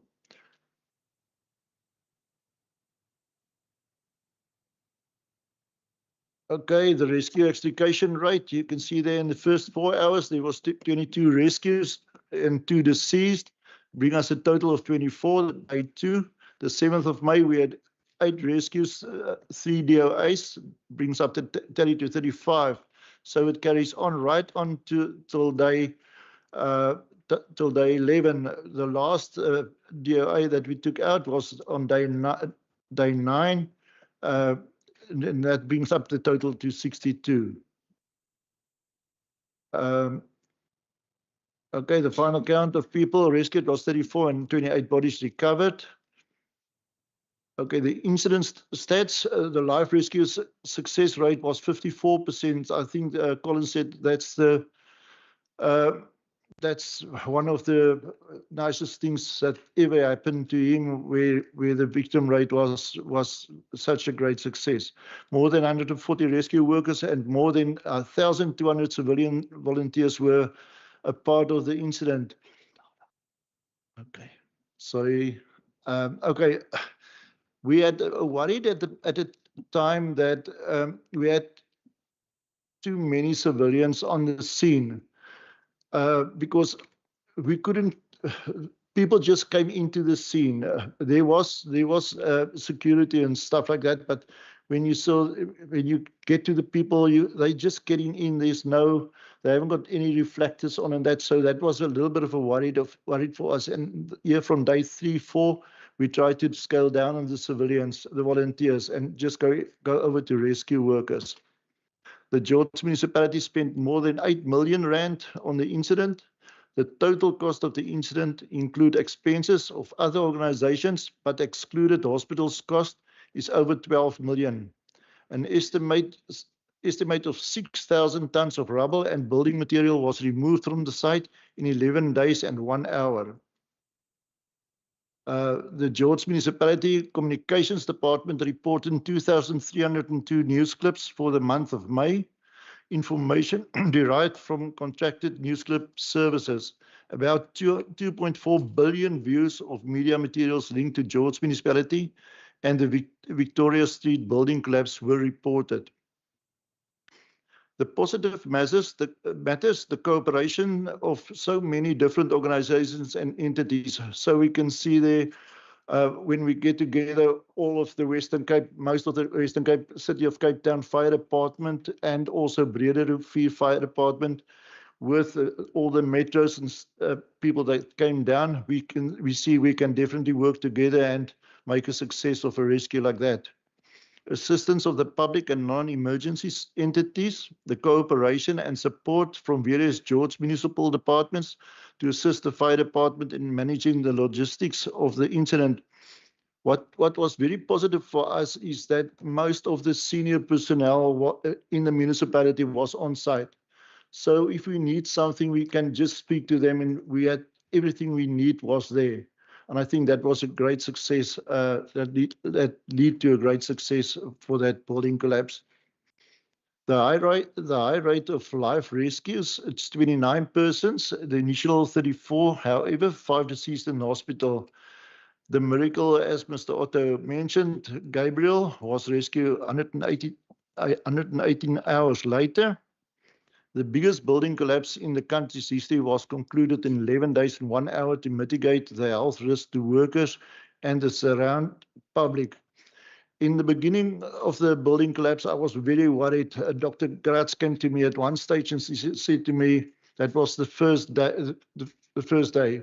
She asked me, listen, Niels, how long will it take to wrap up this building collapse? I said to her that more or less it will take us at least 4 to 5 weeks if we haven't got the right equipment. So we managed to do it in 11 days and 1 hour. Successful conclusion to the incidents, over 1,000 people at one stage with no serious injuries to staff and rescue workers, as Mr. Otto mentioned as well. I'm going to hand over now to Mr. Lowe, our municipal manager, to handle the expenses. Thank you, Chair, and Honourable MEC, all protocol observed. This slide really gives a detail of the financial expenses incurred over that particular period in time. I must just say that we haven't calculated the goodwill and the donations that we receive from various contractors and service providers. So this is purely cost that we can define and which is given to us as the municipality. For the hiring of trucks, for the removal of rubber, and that the removal of rubber it's taken about 2 weeks. It's about 5.1 million rand. Our employee assistance from our own department for trauma counselling and debriefing was 51,762. For backfilling of site, use of our own trucks from the fire services, 71,778. And this is basically just information that I'm sharing with members and with the public. Overtime work during that period from the 6th of May to the 17th of May was a $250,000 rand. Replacement of equipment that got damaged during the time of the operations was 627,000. Then obviously there were vehicle running costs, services cost, and repairs to certain vehicles and equipment. So that was 131,000 rand. From our civil engineering department, they provided, assisted with infrastructure repairs, also the removal of rubble and the steel and concrete to safeguard the site was just over 2 million. Then for our law enforcement and traffic officers, etc., for overtime was just over 953,000. Total amount now stands at 9.2 million. Before I go on to the next slide, I can just maybe add with saying that the municipality has, in terms of the Municipal Systems Act, issued a bill or an account to the now defunct company, and the account was about just over 8 million rand. So the committee might not know, but this new Victoria company has been liquidated in December last year. So we're now sitting with a shell company, and obviously the municipality needs to recover its cost. So that's going to be a tedious process to recover the cost. Last slide is this was not declared a disaster by the Disaster Management Act. However, it was classified as a mass casualty incident.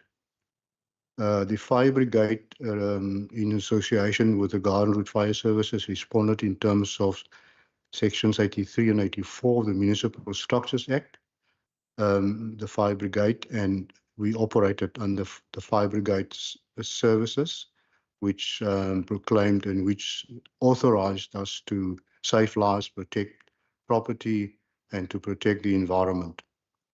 The fire brigade activated an MOU with the Provincial Disaster Management Centre, which allowed us to procure additional equipment, and the same MOU was also utilized to access adjoining and adjacent fire services for additional staff. We all know that the 6th of May is the first anniversary of this event, this tragic event, and I actually asked my mayor to also just disclose to the committee that the National Minister of Public Works, Minister Dean McPherson, will be joining the celebrations. Lastly, and in conclusion, we received funding of just over 170,000 rand to the destitute families, which amount was distributed equally amongst those families. And I think just a tongue-in-cheek comment, we received a fine from the National Aviation Authority for flying a drone illegally. So that's still something that we're battling with. Thank you, Chair. Thank you very much, MM Meyer and Mr. Barnard. Members, I was going to do a body break, but I don't think we're going to do a body break now, purely based on the fact that Mayor Strubel mentioned about the building, and I just saw it on a WhatsApp as well, from the building that's currently burning in Oudtshoorn. So I appreciate that they would obviously need to get there, and I would assume that George Municipality would also be asked for assistance at some other stage. So if I can kindly request that we go into questions now, we will have 3 rounds of questions, and then we can handle it thereafter. Member Petrus, Member Bryant, Member Heron, Member Lacker. Thank you for the presentations, Chairperson. I want to know, through Chairperson, from George, who was the municipal manager and director at that time? And did they submit a report to council about that incident? And if not, why not? And then I will follow up. Thanks, Chairperson, and thank you for all of the presentations. I think it's very important for us to state from the outset how impressive it is to see the precision and the attention to detail of the entire operation that was undertaken from start to finish at a cost of less than 10 million rand to the municipality. But it's also very important for us to note how the people of the Western Cape are brought together, sometimes when there's sporting events and sometimes when there's, unfortunately, a crisis or a tragedy like this. And to see all of the different agencies, the different spheres of government, and NGOs, local residents associations all coming together, I think is really, really heartening, and it makes us remember what it means to be a South African. So a big thank you from us, and also to hear that there is psychosocial support being provided and prioritized for members in the disaster risk management units and others. I really think that is a very, very positive and important step in the right direction.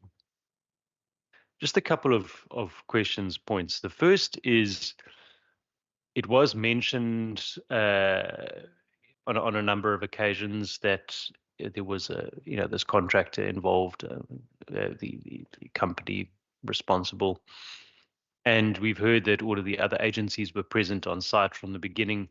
How much involvement was there from the company/contractor that was responsible for?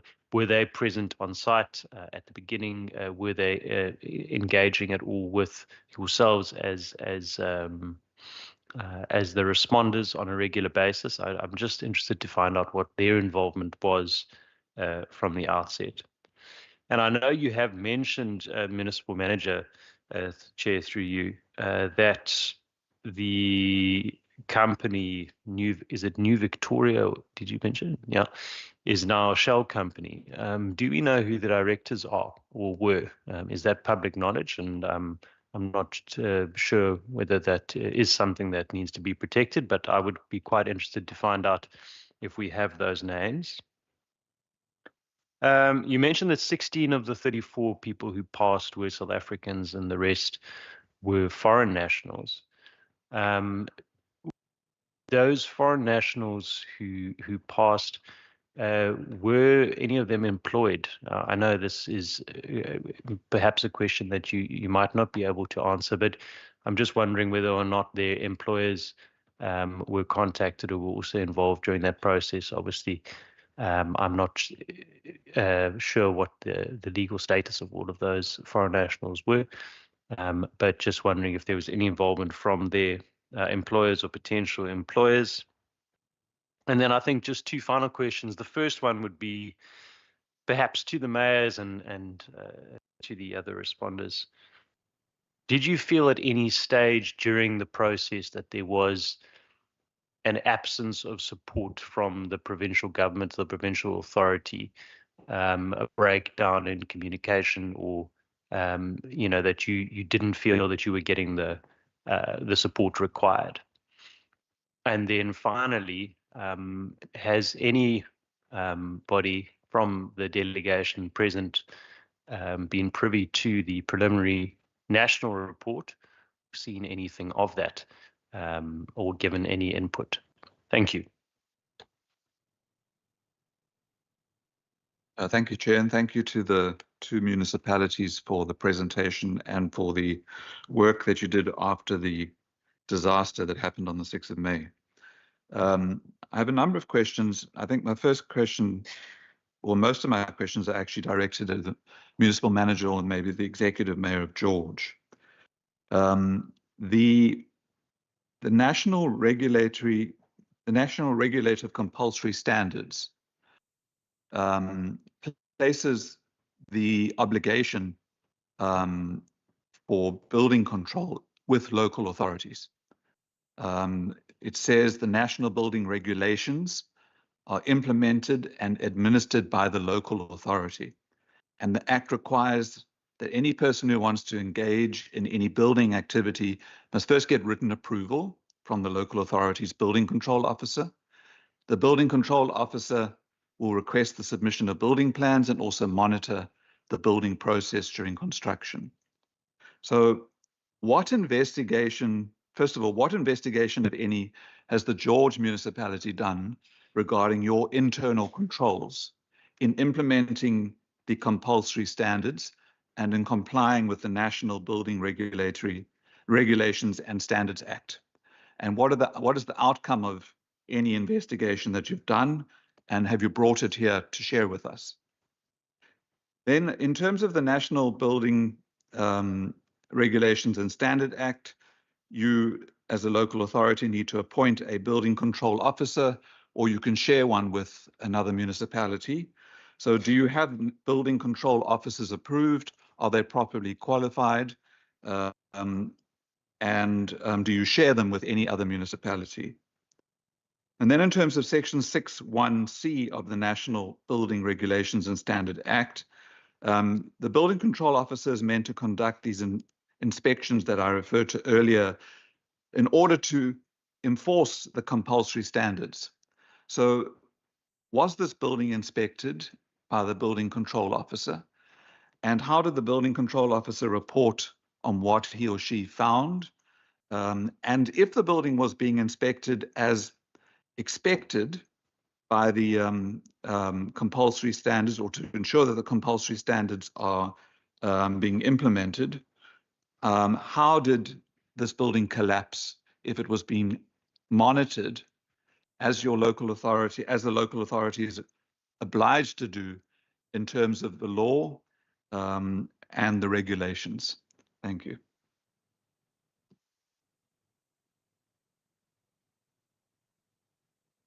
Oh, thank you, Chair.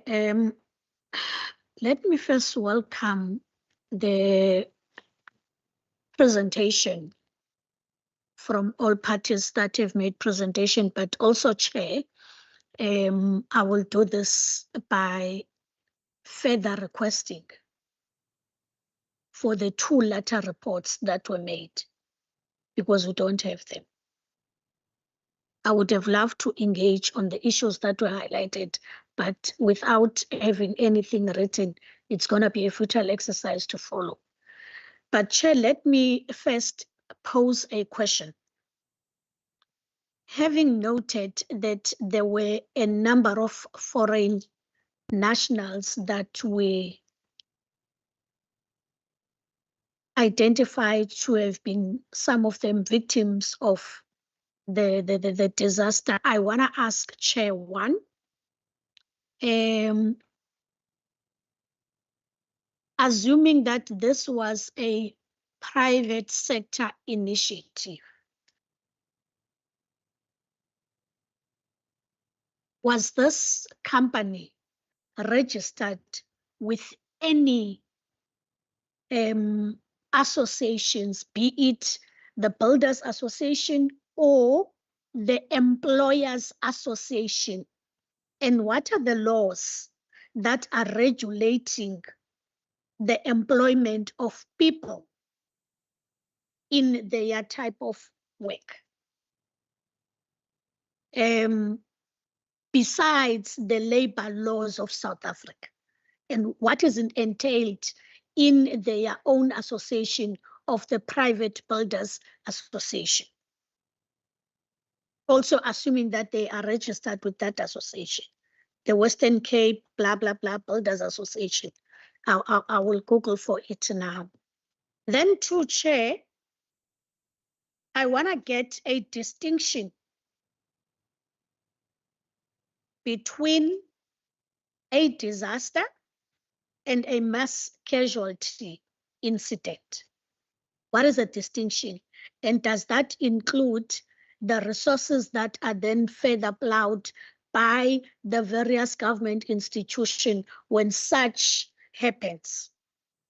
Then also, Chair, linked to this, I really want to know, this may be, I want to assume, if it is a part of what we term as sub judice, I would accept, but if not, there's an opening remarks in slide 12 by the chief, the fire chief, Mr. Niels Barnard, where he says, was this a structural collapse of one wall? Was it a collapse of the whole building? I want to understand from a helicopter view, from what he saw there, what observations did he make? Because these are just questions. There are no answers attached to it. So maybe can he share with us? If it's part of the sub judice, I would understand, but I would like to know. Then, Chair, there's mention here of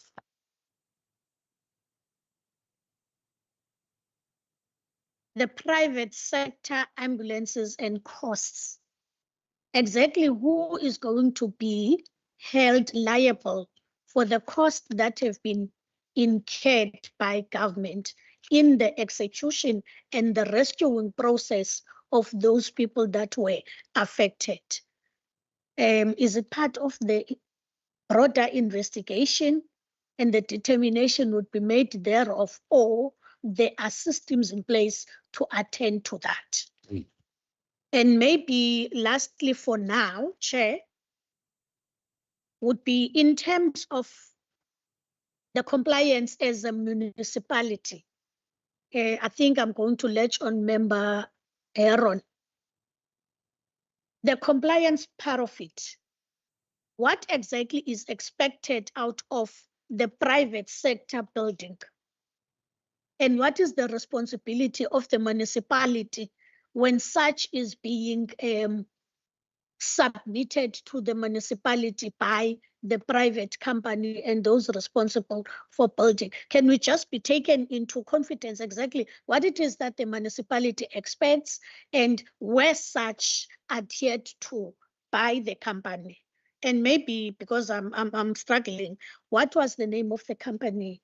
And what are the consequences thereof in the meantime? Thank you. Thank you very much. And then Member Masipa, and that's online, and then we'll get to the answers, and then we'll have another round. Thank you, Chairperson.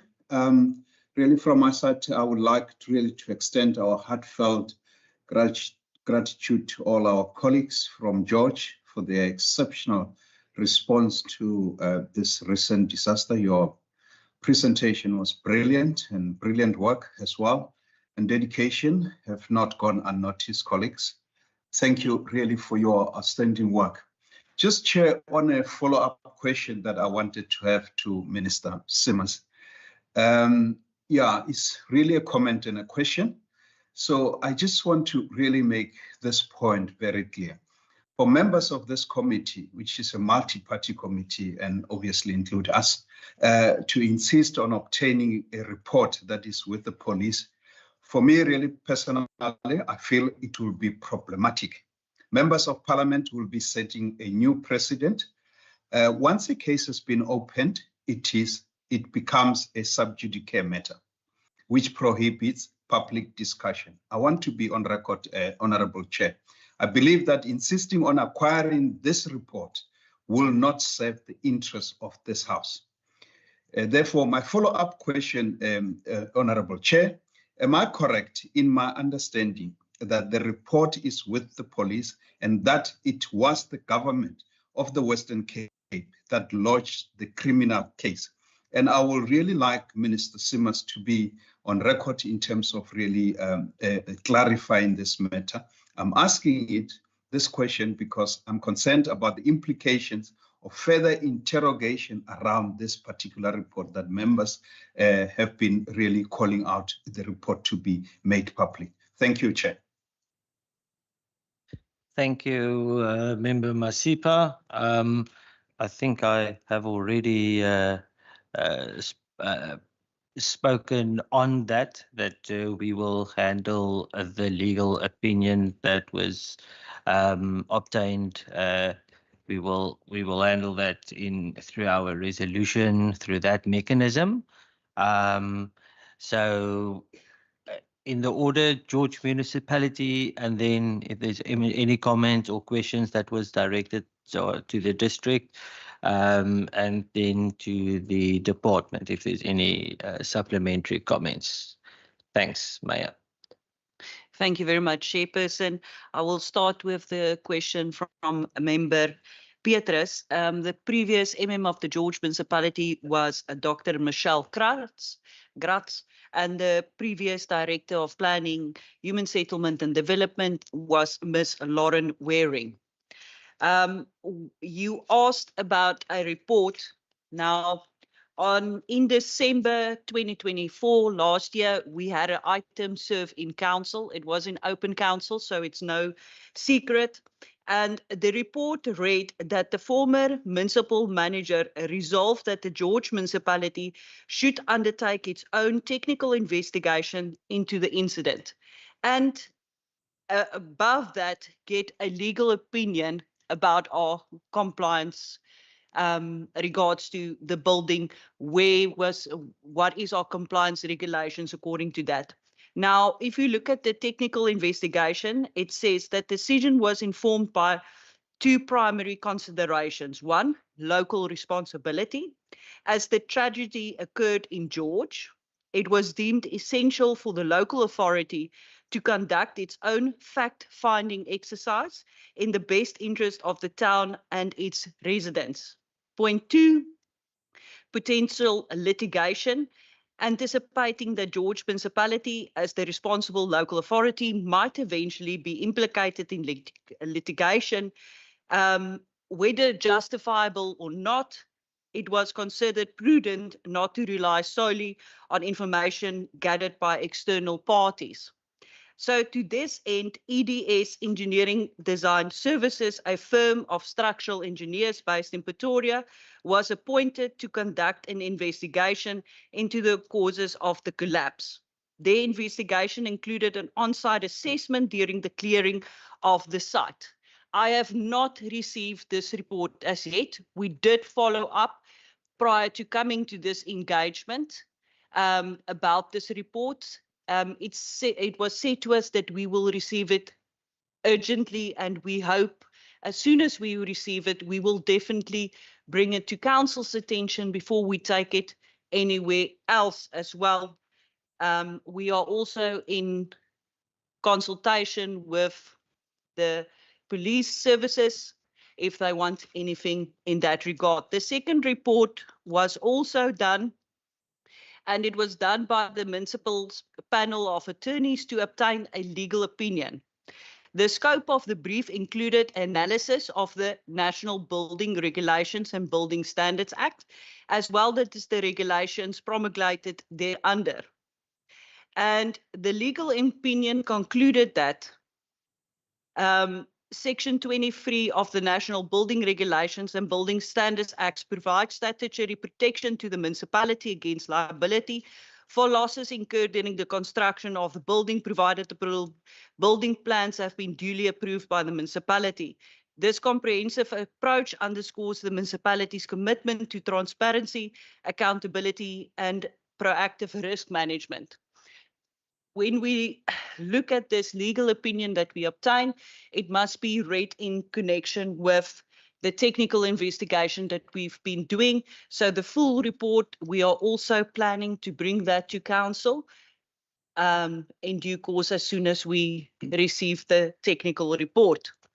When we look at Member Brian's questions, I partially answered some of them, but I'm going to refer it to the MM, and then you will take it from there, and then the Fire Chief, Niels Barnard. Thank you very much. Thank you, Mayor. Through you, Chair. It's an unfortunate event that, subsequent to the building collapse, this company realized that it is in for contingent liability and possible litigation. So what happened, the company sold a portion of its shares to other companies. And what we have now is, in fact, that this company that we know, who was previously owner of the property, is now a shell company. And what really concerns us as a municipality is that the judicial system failed us in December when we did not even receive the notice that an application for liquidation was submitted to the High Court so that we could have defended the matter. So that's a legal avenue that we still need to expedite and investigate. Your question or your comment regarding the foreign nationals, there was a committee set up subsequent to the building collapse to look at the welfare of the national foreigners. Some of them are still in George, and some of them has been expatriated back to Zimbabwe, Zambia, Nigeria, Swaziland, I think, but some of them are still there. we have not, we only came to know about the National Builders, the NHBRC's report, the preliminary report, when the minister made it public on national television. The George municipality, as the accounting officer, and neither the minister, the mayor, sorry, minister, has not seen that report. So that's where we are. Regarding the Honourable Brett Heron's questions, I think the mayor has partially answered some of them. Yes, we have a competent building control officer appointed in terms of the national building regulations, who possesses the necessary qualifications, and he's deemed to be qualified and competent. And the Auditor General conducted a regulatory audit last year in terms of the annual audit, and there were no findings in terms of compliance. So, and we can make that available to you.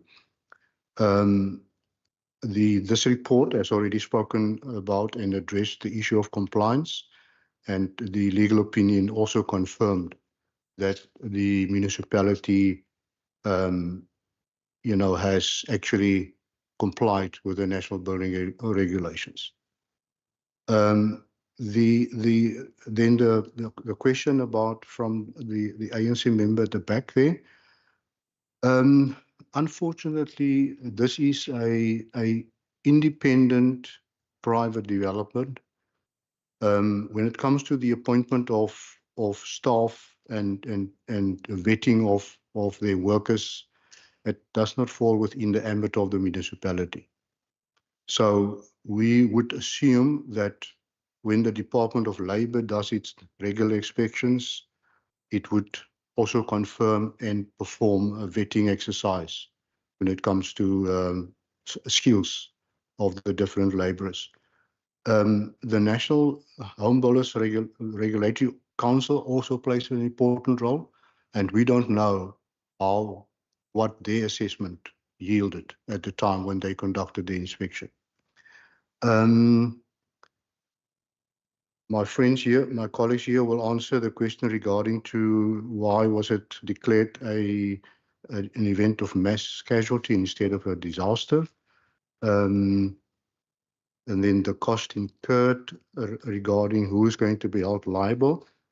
Now, I must just say that, and I know that members of this committee have spoken a lot about the report initiated and commissioned by the Premier. Now, I held the same view that the report that we have received will implicate certain individuals. And my advice to Council will be the same, that this report will probably form part of a dossier that the police will use in their investigations. But that is for Council to decide when we report this to Council within the next week or so. And I think just to add to that, the investigation is done by the Criminal Procedures Act and various other pieces of legislation.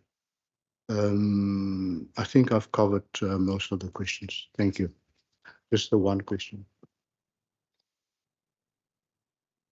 Yeah, ma'am, the question about the building collapse of the just one wall that's collapsed.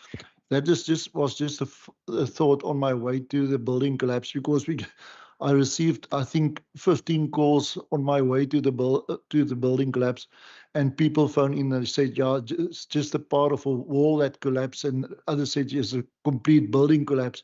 And because you're not getting building collapses that often, that's the reason why I was just thinking, is it maybe just a wall that was collapsed, or is it the entire building that was collapsed? I think, Mayor Struble, before we maybe go over to them, to the other mayor, can you maybe just quickly talk? I know Member Lacker asked that as well, to the process of within the municipality of how a plan is approved and what transpires in a typical municipal system. Thank you, Chair. In terms of the national building regulations, if it's a single residential unit, the building plan is submitted now, subsequent to COVID, online. Previously, you could submit a building plan in form of a hard copy. The municipality the plan will then be submitted through the different streams. Electrotechnical, civil and technical, fire department would provide comments on the plan, and then it would be approved by the chief building control officer, if the plan obviously conforms to all the standards. In this case where you have a multi-story building, the sector, the norms and standards provide that firstly you appoint a geotechnical engineer who does your geotechnical inspections. You appoint a team of consultants comprising of a resident structural engineer, an electrical engineer, an OHS who looks at your safety on site, and those are all paid service providers. Now, none of them have been appointed by the municipality. They are all being appointed by the developer. And what I have seen is that each engineer must sign off what is called Form 1A, Form 1B, and Form 2, where they actually accept full responsibility for the building and the construction. So whatever goes wrong falls within the ambit of their accountability. And that is, I think, and the municipality played a very little and insignificant role to an extent when it comes to approving a rational design. And this is called a rational design because it's such a huge building. Same applies for all the other buildings, such as buildings in Cape Town. Thank you. Thanks, Mayor Strubel. Chairperson, yes, one or two questions that we can also answer on. I will deal with two of them and then I will pass it on to Mr. Otto and Stoffels, the other two. Was the item tabled at council? Yes, 15 May already was the first one. So it was. And then there was a question regarding if you were privy to the National Investigation Report in any way. And on my personal side, no, not to date. And then there's two additional questions. I believe they will answer it regarding the foreign nationals employers.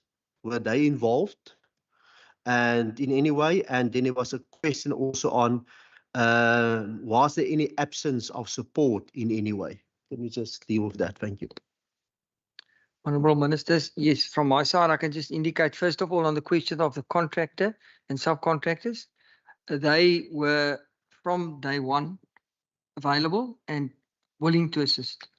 We actually had many meetings after hours with them, first the contractor, and then we realized there was many subcontractors, and they were part of the identifying who was on site, identifying where they were working. We also provided that information to the site, to the venue operating centre, to say those people were plastering there.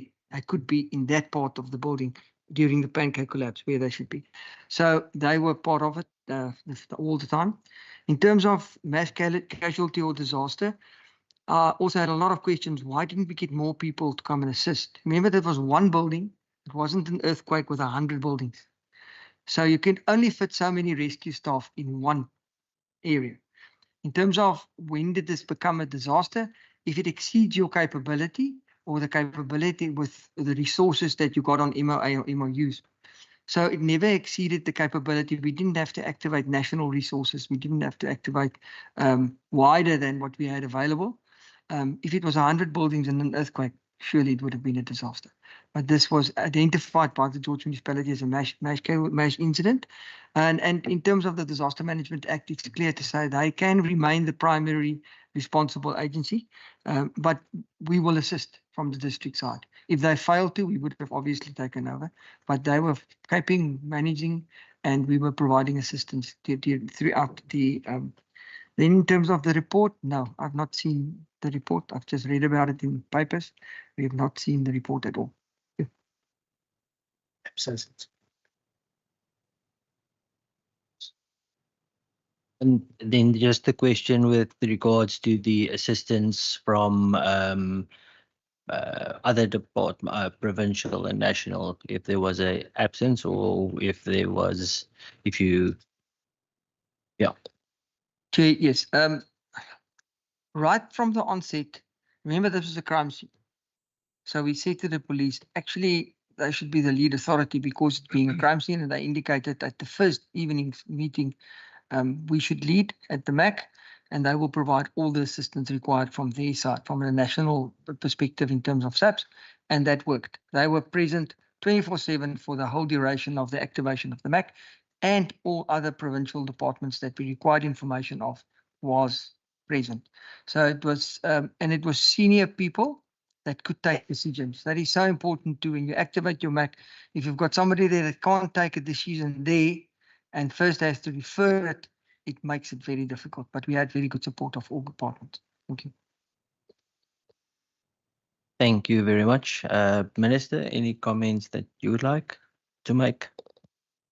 Chairperson and Member Masipa asked who laid the charge or opened the case. Let me be quiet, and I'm happy that Mr. Otto actually now spoke before me.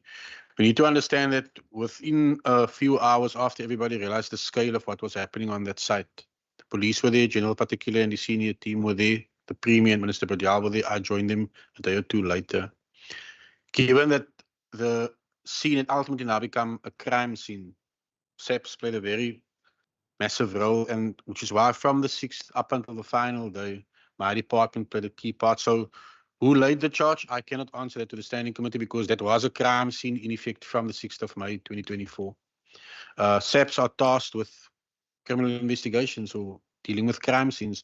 We played a supportive role, and we do so still because the V3 report and the peer-reviewed report ultimately, seeks to assist SAPS in their investigation and the NPA of understanding through a technical lens ultimately what happened and what led to the loss of 34 lives on that very, very tragic day on the 6th of May 2024. Subsequent to that peer-reviewed report, we also assisted SAPS as a department through V3, through the soil sampling, which we did on a daily basis of each section of the failed foundations, and that was handed over to SAPS again because they've never dealt with a matter at this magnitude and scale, which is why we assisted them from day one as well. So we've been working with SAPS through V3, and as such, even when we handed over the final report, the peer-reviewed report through the Premier to General Particular and the senior investigation team. Again, the team locally was based in Mossel Bay. It was actually the lead investigator was also there. Also, they thanked us on that because that is our role. We have now played that role. Thank you very much. We now go into the second round of questions.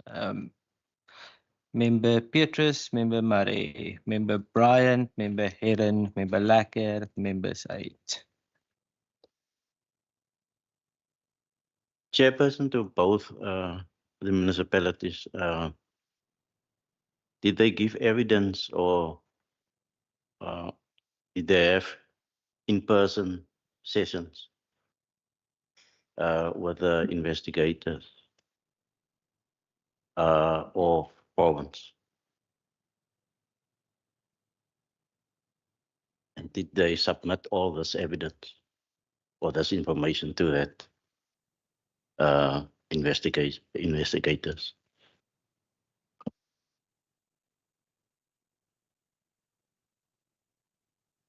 Mr. Chair, thank you. And thank you for the department. I also want to say thank you for those who've put their lives on the line to rescue a very vulnerable situation. My first question is in terms of the equipment that was required. Just wanted to get an idea of whether at that time we had sufficient equipment and equipment was in a good state. I think situations like this requires us to examine our readiness for future scenes of similar nature, and whether we have taken away or walk away from this saying, these are things that we need to put in place to in future have a quicker or a more effective response, because as time ticks, so lives go. So I think in 11 days, and I think 1 hour or so, it took, was a tremendous effort that must be commended. But there's always going to be a disaster happening in future that we must prepare for now already, learning from the past. So in terms of the equipment, that is the state of the equipment.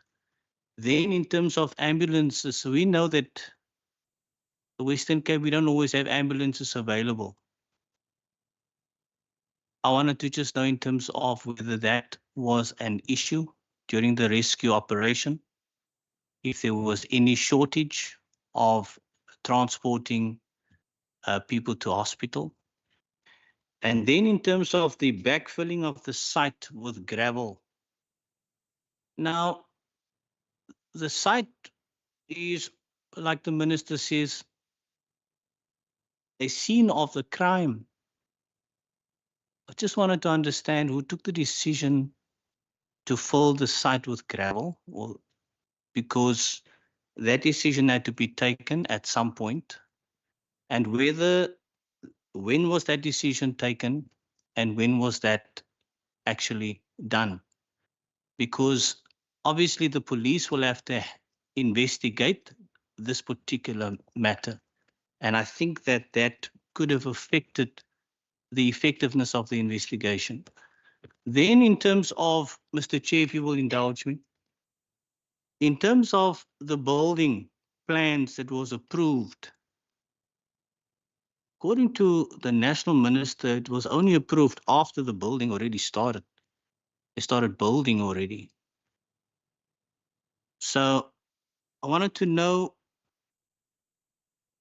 if perhaps the mayor can explain why the plans only approved after the building started. This particular building was erected next to the municipality on the exit route from the municipal building. How can it be that no one noticed that the construction work started, not realizing that these plans have not been approved? So perhaps someone can answer. And then finally, my last question, Mr. Chair. I want to know in terms of the foundation of the building, whether that was inspected, and if so, by whom was it inspected? I come from a financial background.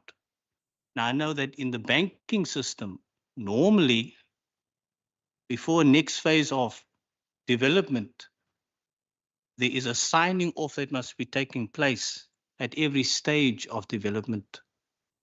So I just want to understand what process was followed. Thank you.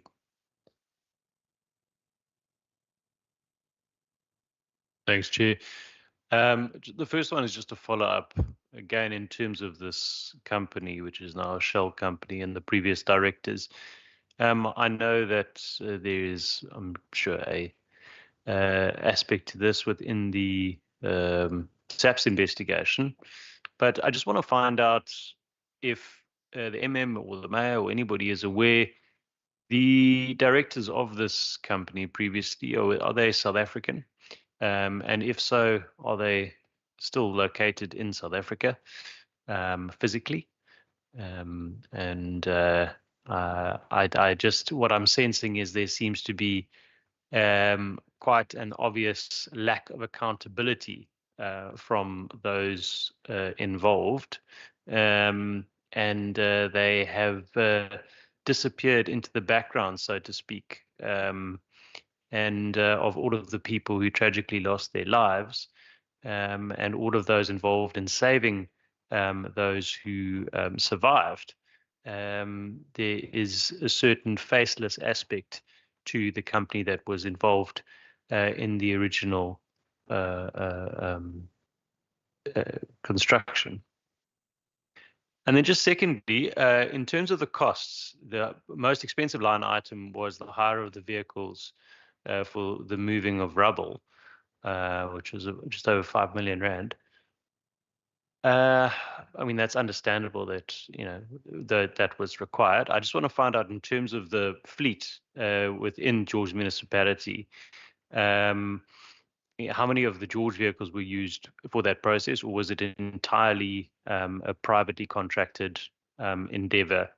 And how many of those vehicles, or how many vehicles were used from the contractor that you hired during that period of time? Thanks. Thanks, Chair. I just want to go back to the response to my first round of questions.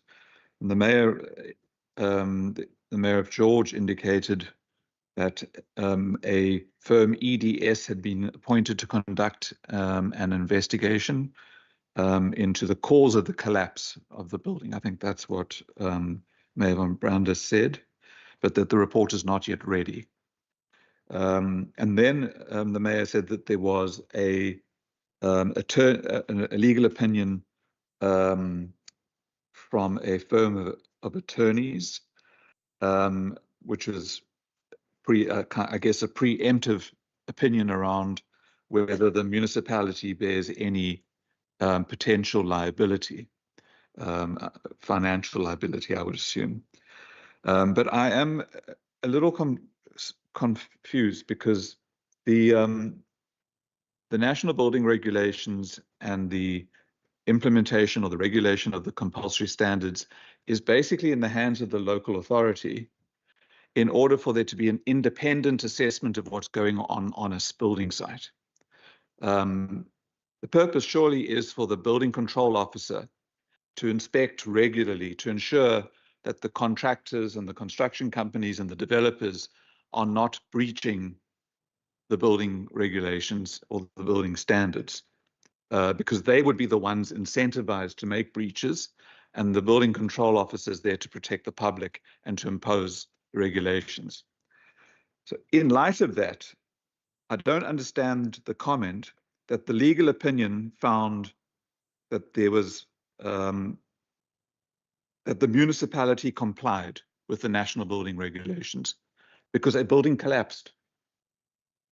I mean, a building collapsed, and the independent person who's meant to inspect the building process throughout its construction is the building control officer.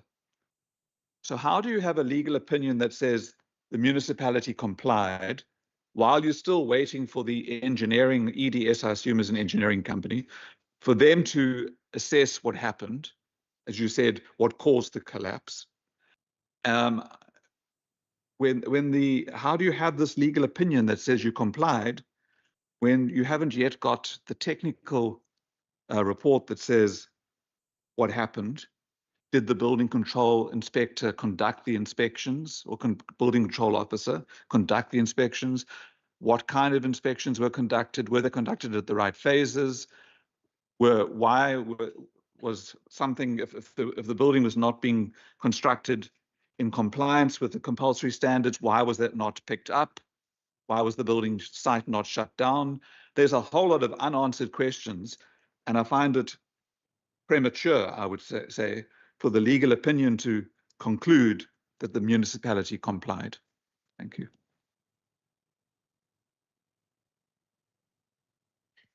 Thank you, Chair. I think my first question, Member Brett Aaron has asked it perfectly well, because I would have wanted to ask exactly those questions.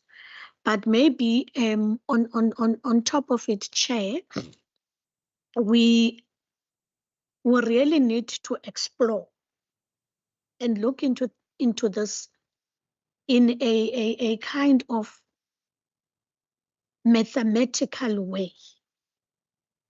Member Petros asked, no, it wasn't him, it was Member Mare, asked a question as to how was it possible that the municipality could not pick up that there's a building construction underway when there are perhaps some of the compliance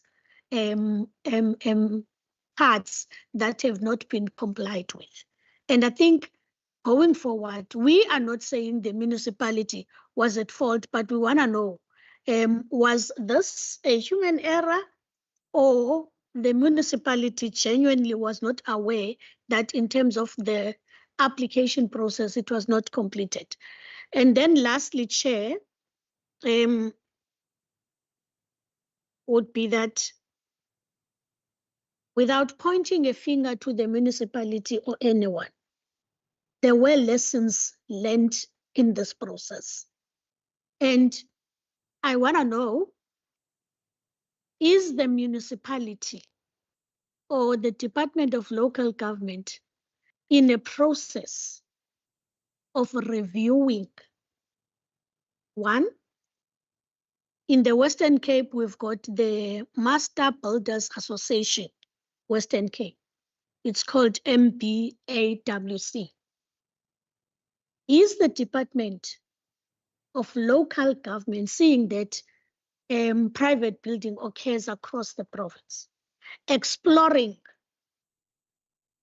to look into some of these things, because they regulate the employment or the employer, and seeing what are the intentions of various employers across the province are busy? Is the Department of Local Government linked with the Department of Infrastructure, looking into this as one of the lessons learned in this process, as well as exploring what else can be done? We're not saying they can be able to preempt that this may happen again, but to put us at ease that there are systems in place that are being taken care of. Thank you. Thank you, Member Said. Thank you very much, Chair. Look, firstly, I know we started off on a hot note, but let me also just within that context, or just beyond that, just also thank the municipal officials and the leadership also for the work that did go into ensuring that the situation could be addressed on that particular day, and again, to express our sympathies and support with the people of George and everybody involved. I just wanted to, my questions would be around, just firstly around the issues of the vehicles that were used in the relief work. Were the vehicles, were vehicles also requested from the surrounding municipalities? Because if that request was made, I just wanted to know why was there a hiring of a private company? I just wanted to get that, not that it's wrong, I just wanted to get the sense of that. And also the procurement process that was undertaken to appoint the private company. Then I just wanted to get a sense. I'm also, again, and I know Member Masipa spoke about sub judice and these, which for me, again, it's not making sense because no matter is in court currently. But just again, I'm also getting a sense again that the municipalities, the report again, is also not going to be made public. Is that what I understand? It's going to council, but it will not be made public. Could we get a sense? Is there a legal opinion that states that? And I'm not sure whether this is the platform, but if that legal opinion, was it interrogated by council as well? And on that basis, Chair, I want to suggest, look, I know this is a local municipality, this is a district coming here to report to a province. I understand we also there's a limit also to which we can also hold this sphere of government accountable. I think it's also important that we call, and maybe it will come as a resolution, that we actually call the MEC for local government. On the next occasion that the municipality comes, when they've actually got a presentation on what happened, that the MEC for local government actually accompanies them, like the MEC is here from another department, infrastructure is here. If we can have the MEC for local government, Thank you very much. That deals with the second round of questions. We're going to use the same order: George municipality, district, and comment from the department. Thank you very much, Chairperson. There was a question specifically posed to me. Now, as I stated previous, I have not received the NHBRC's report, so it's difficult to comment on findings because of that. And as council do not approve building plans, administration approve building plans. We also do not know when a building plan is approved. As a councillor, administration, it's administrative duty. So it's difficult for me to comment on did I notice, because the question was posed to me, did I notice a building going up versus the time the building plan was approved?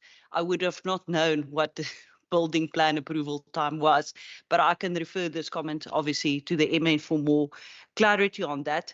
In regards to the evidence, the MM will answer that. The equipment required, I will give that to the fire chief. The ambulance issues that we received, was there any ambulance issues? I was on site also about daily. I've never seen an issue with an ambulance where provincial ambulances were called out, then the private ambulances would assist. And that just shows how the residents of George came together to assist, because there was always an ambulance of a type on site, but the fire chief can obviously confirm that. Then at the back, filling of the site, I will just refer that to the MM.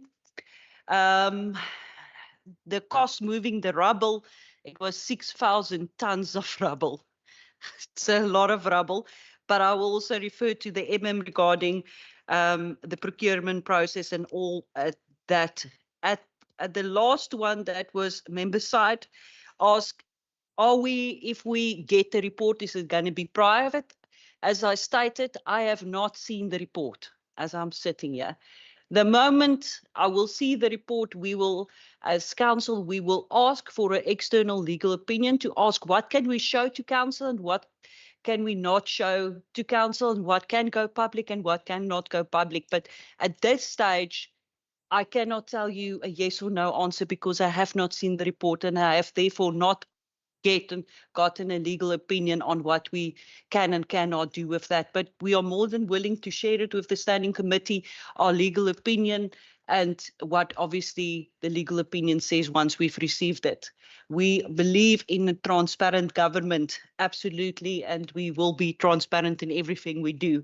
I will then refer all the other questions to the MM and the Fire Chief Niels. Thank you very much, Chairperson. Thank you, Mayor. I'll try and also be brief. The question by Councillor, I almost said Alderman Petrus, whether we had any sessions in person with the investigators. No, the answer is no. I know the mayor has had an interaction with the police a few weeks ago. But we have not engaged with the investigators. The gentleman next to MP Petrus raised the issue about equipment.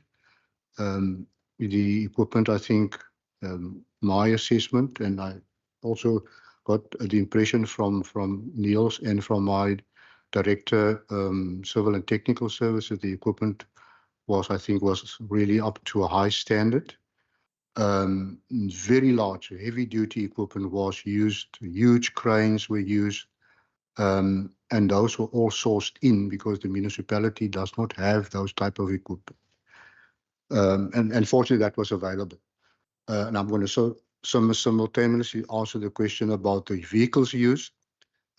We use a lot of the Gardner district vehicles, the roads agency function, which is performed by Garden Route, the yellow fleet. We call them yellow fleet.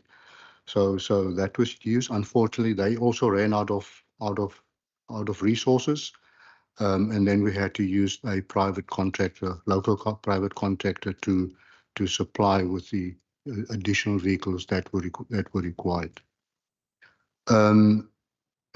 Your very pertinent question relating to the backfilling. We at the time, the municipality was concerned because this huge hole was filled up with water and it was standing there for a while. And we were concerned about infestation, etc., etc. So then we wrote to the developer saying that you need to firstly empty this hole, and that hole has to be backfilled. And that has happened under supervision of an engineer and environmental health officials, and it started in December, and I think it was concluded late January, beginning of February, so that the entire site is now completely backfilled up to a certain standard. It's leveled, and it's no longer fenced off. But that could only happen after we received, remember, the SAPs and the Department of Labour handed the site back to the developer. That was, I think, around about October last year. So before we started with the backfilling, we already had consent from SAPs that we can now recover and rehabilitate the site. So you know, that has happened. Then the one question about the concern, and I think that was also shared by Member Brett Herron. Why was there no inspections done? Now, once again, one must understand that for such a huge development, and I think I already alluded to this early on, that you have a competent team of experts on site. So, and the legal opinion also says that. So even if the municipality did perform site inspections, foundations inspections, remember the building control officer will come to a site, he or she will look at the foundations, does measurements. Okay, now it's according to the building plan. I'm happy. But he or she doesn't know what went into the foundations. You can't do an assessment on the what's the technical word now? Or whether the amount of concrete, whether that is in terms of the prescribed rational design.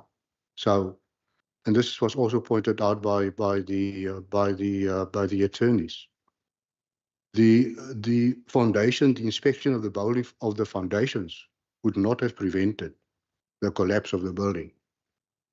And hopefully the structural engineer's report that we will be receiving, as the mayor has alluded to, will point us into a direction of what was the actual cause of the collapse. Then the next one from MP Brian. Yeah, I'm very hesitant to disclose in terms of POPI regulations and the POPI Act, any sensitive information, but we have instructed our attorneys to look at ways and means to try and track the previous owners of the company. They are apparently still in South Africa. So that legal remedy is on course. I think I've spoken about the vehicles, hiring of the vehicles, and I said there was a combination of private vehicles, municipal vehicles, and of course from the Garden Route District Municipality. MP Herron has raised the issue about how can the attorneys exonerate the municipality from liability. That's a question that the court needs to decide eventually, whether the municipality was negligent or not. We can't speculate about that.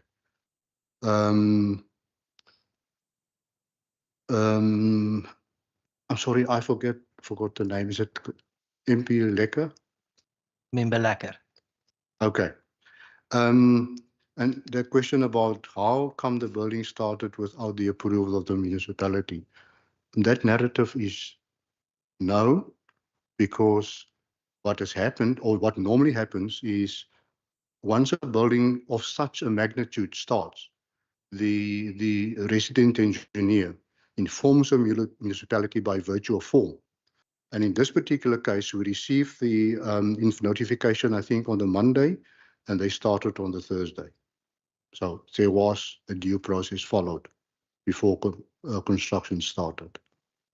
I think province will need to respond to lessons learned and whether we're going to up our game in terms of norms and standards. Then there was a question about the vehicles again used. I think the mayor has responded to MP Khalid, if I'm not mistaken, the report that will go to council vis-a-vis the confidentiality and whether we should make that public or not. So, thank you. Thank you, Chair. Mr. Chair, just to latch on to the we were not formally interviewed by any investigator as the operations team. And there was actually no shortage of ambulances and was managed according to the ICS system that was run by the JOC at the back. The backfilling during the incident was part of the safety mitigations. At sometime we had to do backfilling against the wall, but that was already went down to the bottom of the building, to the basement. So, and the filling after the fact, site was after the fact that then the site was already handed over to the police and Department of Labour, and we had no influences on that. To come back to the equipment used, the George Fire Department, we lost a jaws of life during that incident, and I think it was within the first 3 days after the building collapse, we replaced the whole set of jaws of life. And the heavy duty machinery that we use, if we didn't use that heavy duty machinery that we hired in, it would have taken us up to 4 to 5 weeks to clear that site. And we stay on rescue mode. We never ever go over to recovery mode because we was afraid there was still bodies left in that rubble, and that rubble had to be taken out scoop by scoop. And yeah, that's basically all from the machinery and the equipment. Thank you. Thank you. District Municipality. Chair, in terms of investigation team, the only information we provided from the MAC was the contact details of everyone that we had presented in the MAC, and also the information that we got in terms of contractor, subcontractors, etc. That's the only information. In terms of ambulances, I can echo our dispatch platform dispatches both private and provincial ambulances. So it's coordinated from one platform at the district municipality, and that worked well. So there was no problem in terms of that. Also the turnaround. Remember, this building collapse was very close to the George Hospital. So turnaround was within minutes. In terms of equipment, a couple of years ago, I think it's about 10 years ago, Colin and his team went to assist in Japan after the earthquake. And after that, actually, the Western Cape started gearing up in terms of urban search and rescue response capabilities, placing equipment, specialized equipment throughout the province. Obviously, we would love to have a container full of equipment in George, but yeah, financial constraints don't allow us always to have everything we want. And in that case, we've also started now equipping the district in terms of a flood response unit. So we've procured a big special hook lift truck that can also move urban search and rescue equipment around. So we're placing that throughout the province, and there's a special team at province with the fire chiefs. They call them the SORT team, Special Operations Response Team, that actually discusses and coordinates this on a provincial platform, which in my mind just makes us better equipped going forward in terms of any incident similar to this in the future. Minister, anything from your side? Chair, just through you to Member Lekker, just two quick things. In terms of the MBA, the Master Builders Association, it's not an entity of government. That is an association for the employers. Just that you understand, so they have their own constitution and how they function. But you did ask lessons learned and what we can improve on. The House is aware that the National Housing Consumers Protection Bill, which the President actually signed into law on the 25th of January of this year, which means it's now an act. There are certain sections within the National Housing Consumers Protections Act of 2025, which actually does amend certain provisions in terms of the NHBRC itself. The problem that we have there is, as much as the bill has now been enacted, the bill is not commenced yet. It is yet to be gazetted, which means all the changes which will affect the NHBRC is actually going to only kick in once it is gazetted. So the lessons learned, you need to understand, in the bill, there are certain regulatory reforms which Parliament approved. Some or majority, the Western Cape Department of Infrastructure, because we were asked to give comment on, and the Department of Local Government gave comment on, we were fairly happy with, barring one, that there is one specific clause in the Now Act, which is very restrictive and would actually stifle private sector investment in the sector because it's too prescriptive. So that's the only thing where we did not agree on the National Act as it's now known. So, but it hasn't come into force yet. So the lessons that have been learned, which will now become, once it's enacted, will actually ultimately prevent what happened in George. Thank you very much. I'm now going to do the last round of questions, if there's any questions or comments. And please just be mindful of the time because we have about 15 minutes to handle the next round. Thanks, Member Said, Member Lekker, Member Beatrice. Thank you, Chair. I'm not going to be very, very long. I just wanted to get a sense. I heard the MM indicating, or not the MM, the mayor of George indicating that she engaged with SAPS on a number of occasions, if I'm not mistaken. I just wanted to know whether those engagements were about the report that the Premier and Provincial government has handed over to SAPS.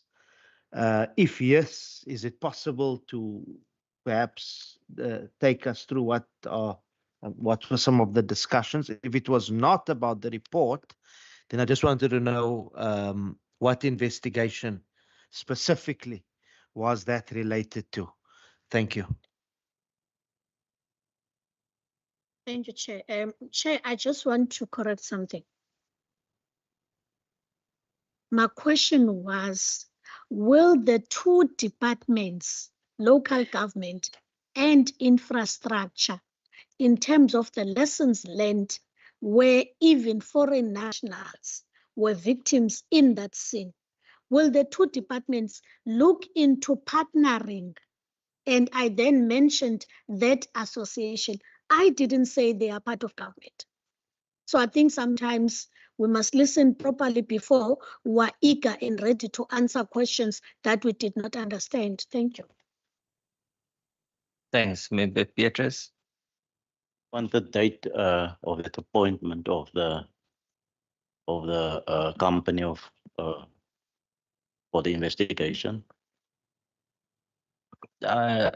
Assumption is you're talking about the EDS, that company. Okay, that's also George. So George Municipality, and then we're closing the session off, Minister Simmers, with the department. Thanks. Thank you very much, Member Said. I said in my opening statement that the municipality had engagements with the police, obviously, to say when we receive reports, do they want that, what the case might be. The MM stated that I had an engagement with the police. I can assure you I've never seen the Premier's report in any form or even a snippet out of that report.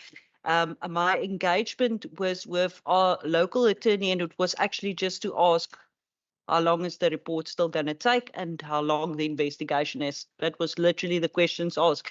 And at that stage, as the minister said, they are busy with the process. That was the answer I received, because I received a question in council, and that was the reason for my engagement with that. And that was literally the answer I received. Thank you very much. And the date of appointment of the engineering design services, I do not know the answer of that. I will refer that to administration. Thank you, Mayor. I would assume that it was around about June, July. The building collapse happened in May, so I would assume it was beginning of June that the appointment was made. Thank you.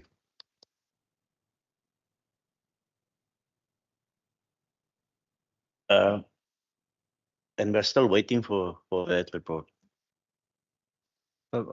I think that was answered, that they once the report is received, that it will be communicated. It's more than 8 months. So, yeah, well, that's unfortunately not in our domain or in the municipality. They are waiting on the report, and once it's received, then it will be handled in that fashion. What is the cost of that? Minister, final word. Over to you to conclude the question and answer session. Chair, no, just to thank the Standing Committee for your oversight role and your very penetrating questions. I think this is a very baie teer saak om te hanteer, given that we will literally commemorate on the 6th of May the loss of 34 lives, irrespective of which countries they come from. And I think it's clear to the members that where we work together, we do find mechanisms to ensure proper accountability. But it's when the three spheres of government do not work together that incorrect perceptions are created in the public domain, which sadly leads to certain incorrect assumptions being made of certainly the provincial and the local governments in the Western Cape. But our commitment from the start through our Premier has been very clear. We want to ensure that those that need to be held accountable will be held accountable. But now the law must take its course, and we respect the rule of law as a provincial government. I believe the district and the local echoed the same sentiment, and now we must now all be bound by that the law must take its course. And once the NPA gives a clear way forward, I do believe some of the questions which cannot be answered this morning, which is bound in the V3 report, will then also ultimately answer to that. But that we do echo still and stand with those families who sadly lost loved ones due to very unforeseen circumstances. And that as a province and all three spheres of government, we do stand with those families. And we do still share in their grief as a nation, as a province. Thank you. Thank you very much. Then that concludes the question and answer session. George Municipality and the Gardiner District, thank you very much for your attendance and your presentations. I am sure we will meet again as we unpack the process and keep everyone accountable that needs to be held accountable with regards to this strategy. Minister, thank you for you and the department for your unwavering commitment to also handle this and to ensure that justice is essentially served. I am going to now adjourn this meeting and for the members a 5-minute body break, and then we can just handle the resolutions thereafter. Thank you very much.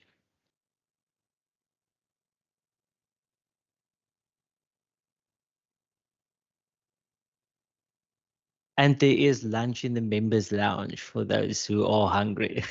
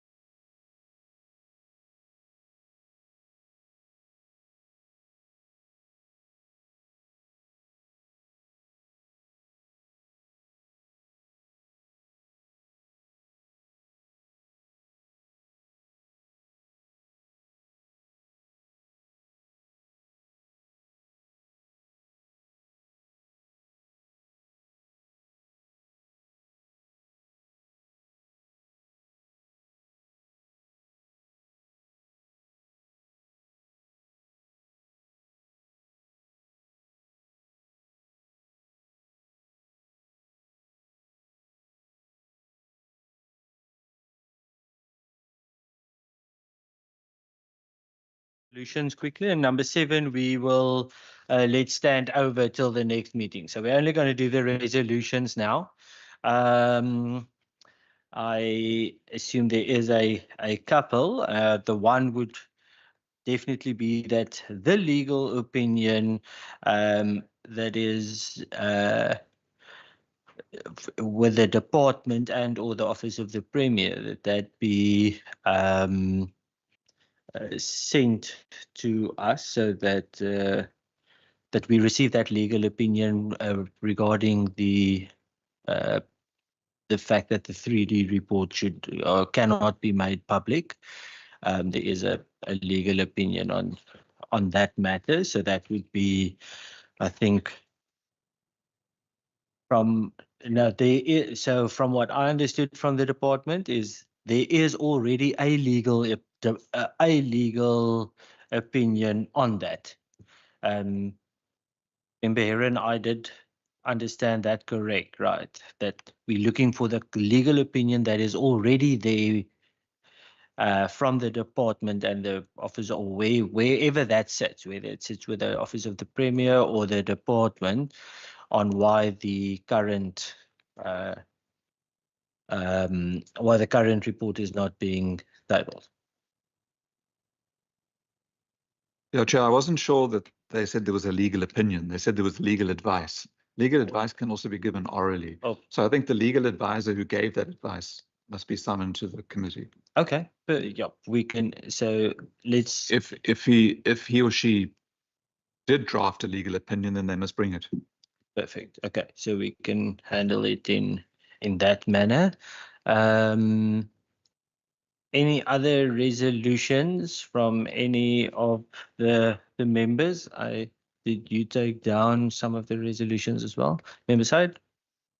I think that I want to concur with Member Heron, and then I just want to also suggest that we call in I'm not sure whether we're going to have a follow-up meeting with the George municipality and the district, but that the MEC for local government be asked to accompany them, because so that just in terms of the reporting, because I mean they're not a sphere that necessarily a sphere of the executive which is held accountable here, just for the sake of ensuring that we can then at least through the MEC ensure that we get certain things that we need from them. So if we could invite the MEC, I think. Perfect. We can do that. I was thinking of doing that once they make their report public in council. Then that we do that at the same time. Member Bryant. Thanks, Chair. I think maybe following on from that, it might be prudent then to make that a joint standing committee meeting with the Department of Local Government. Perfect. We can handle it in that manner. That is 100%. Any other resolutions, Member Lacker? Is the 2 reports that are requested for included in the resolutions, Chair? Just a question. Thank you. Yes, we've got those. And then also, I still want to go further into the fact that the national minister did not come to the meeting. So I also, with regards to that, would like to know, she, in a letter she stated that that we should go through the relevant national departments, but I mean, she made that document public. So I would really like that we request her again to come, because I mean, I've got the whole report.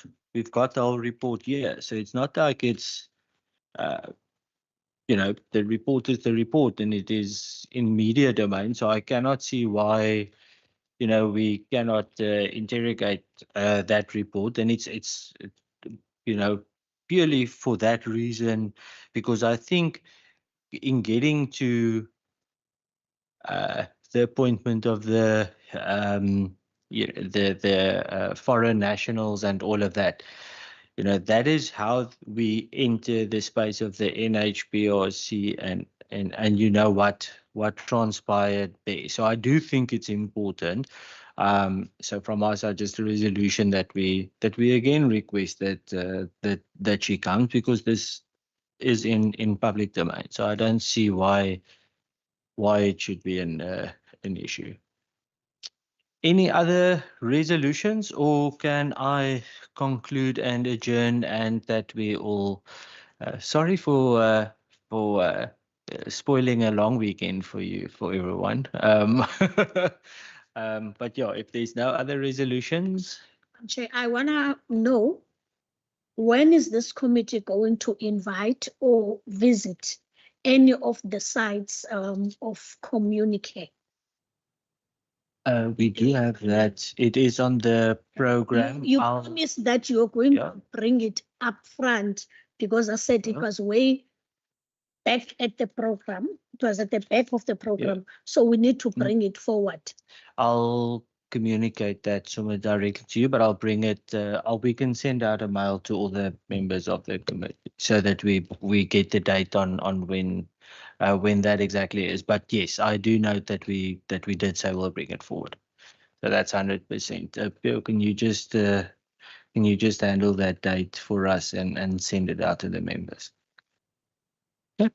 Is that it? Then this meeting is adjourned. Thank you very much, everyone. Enjoy the weekend.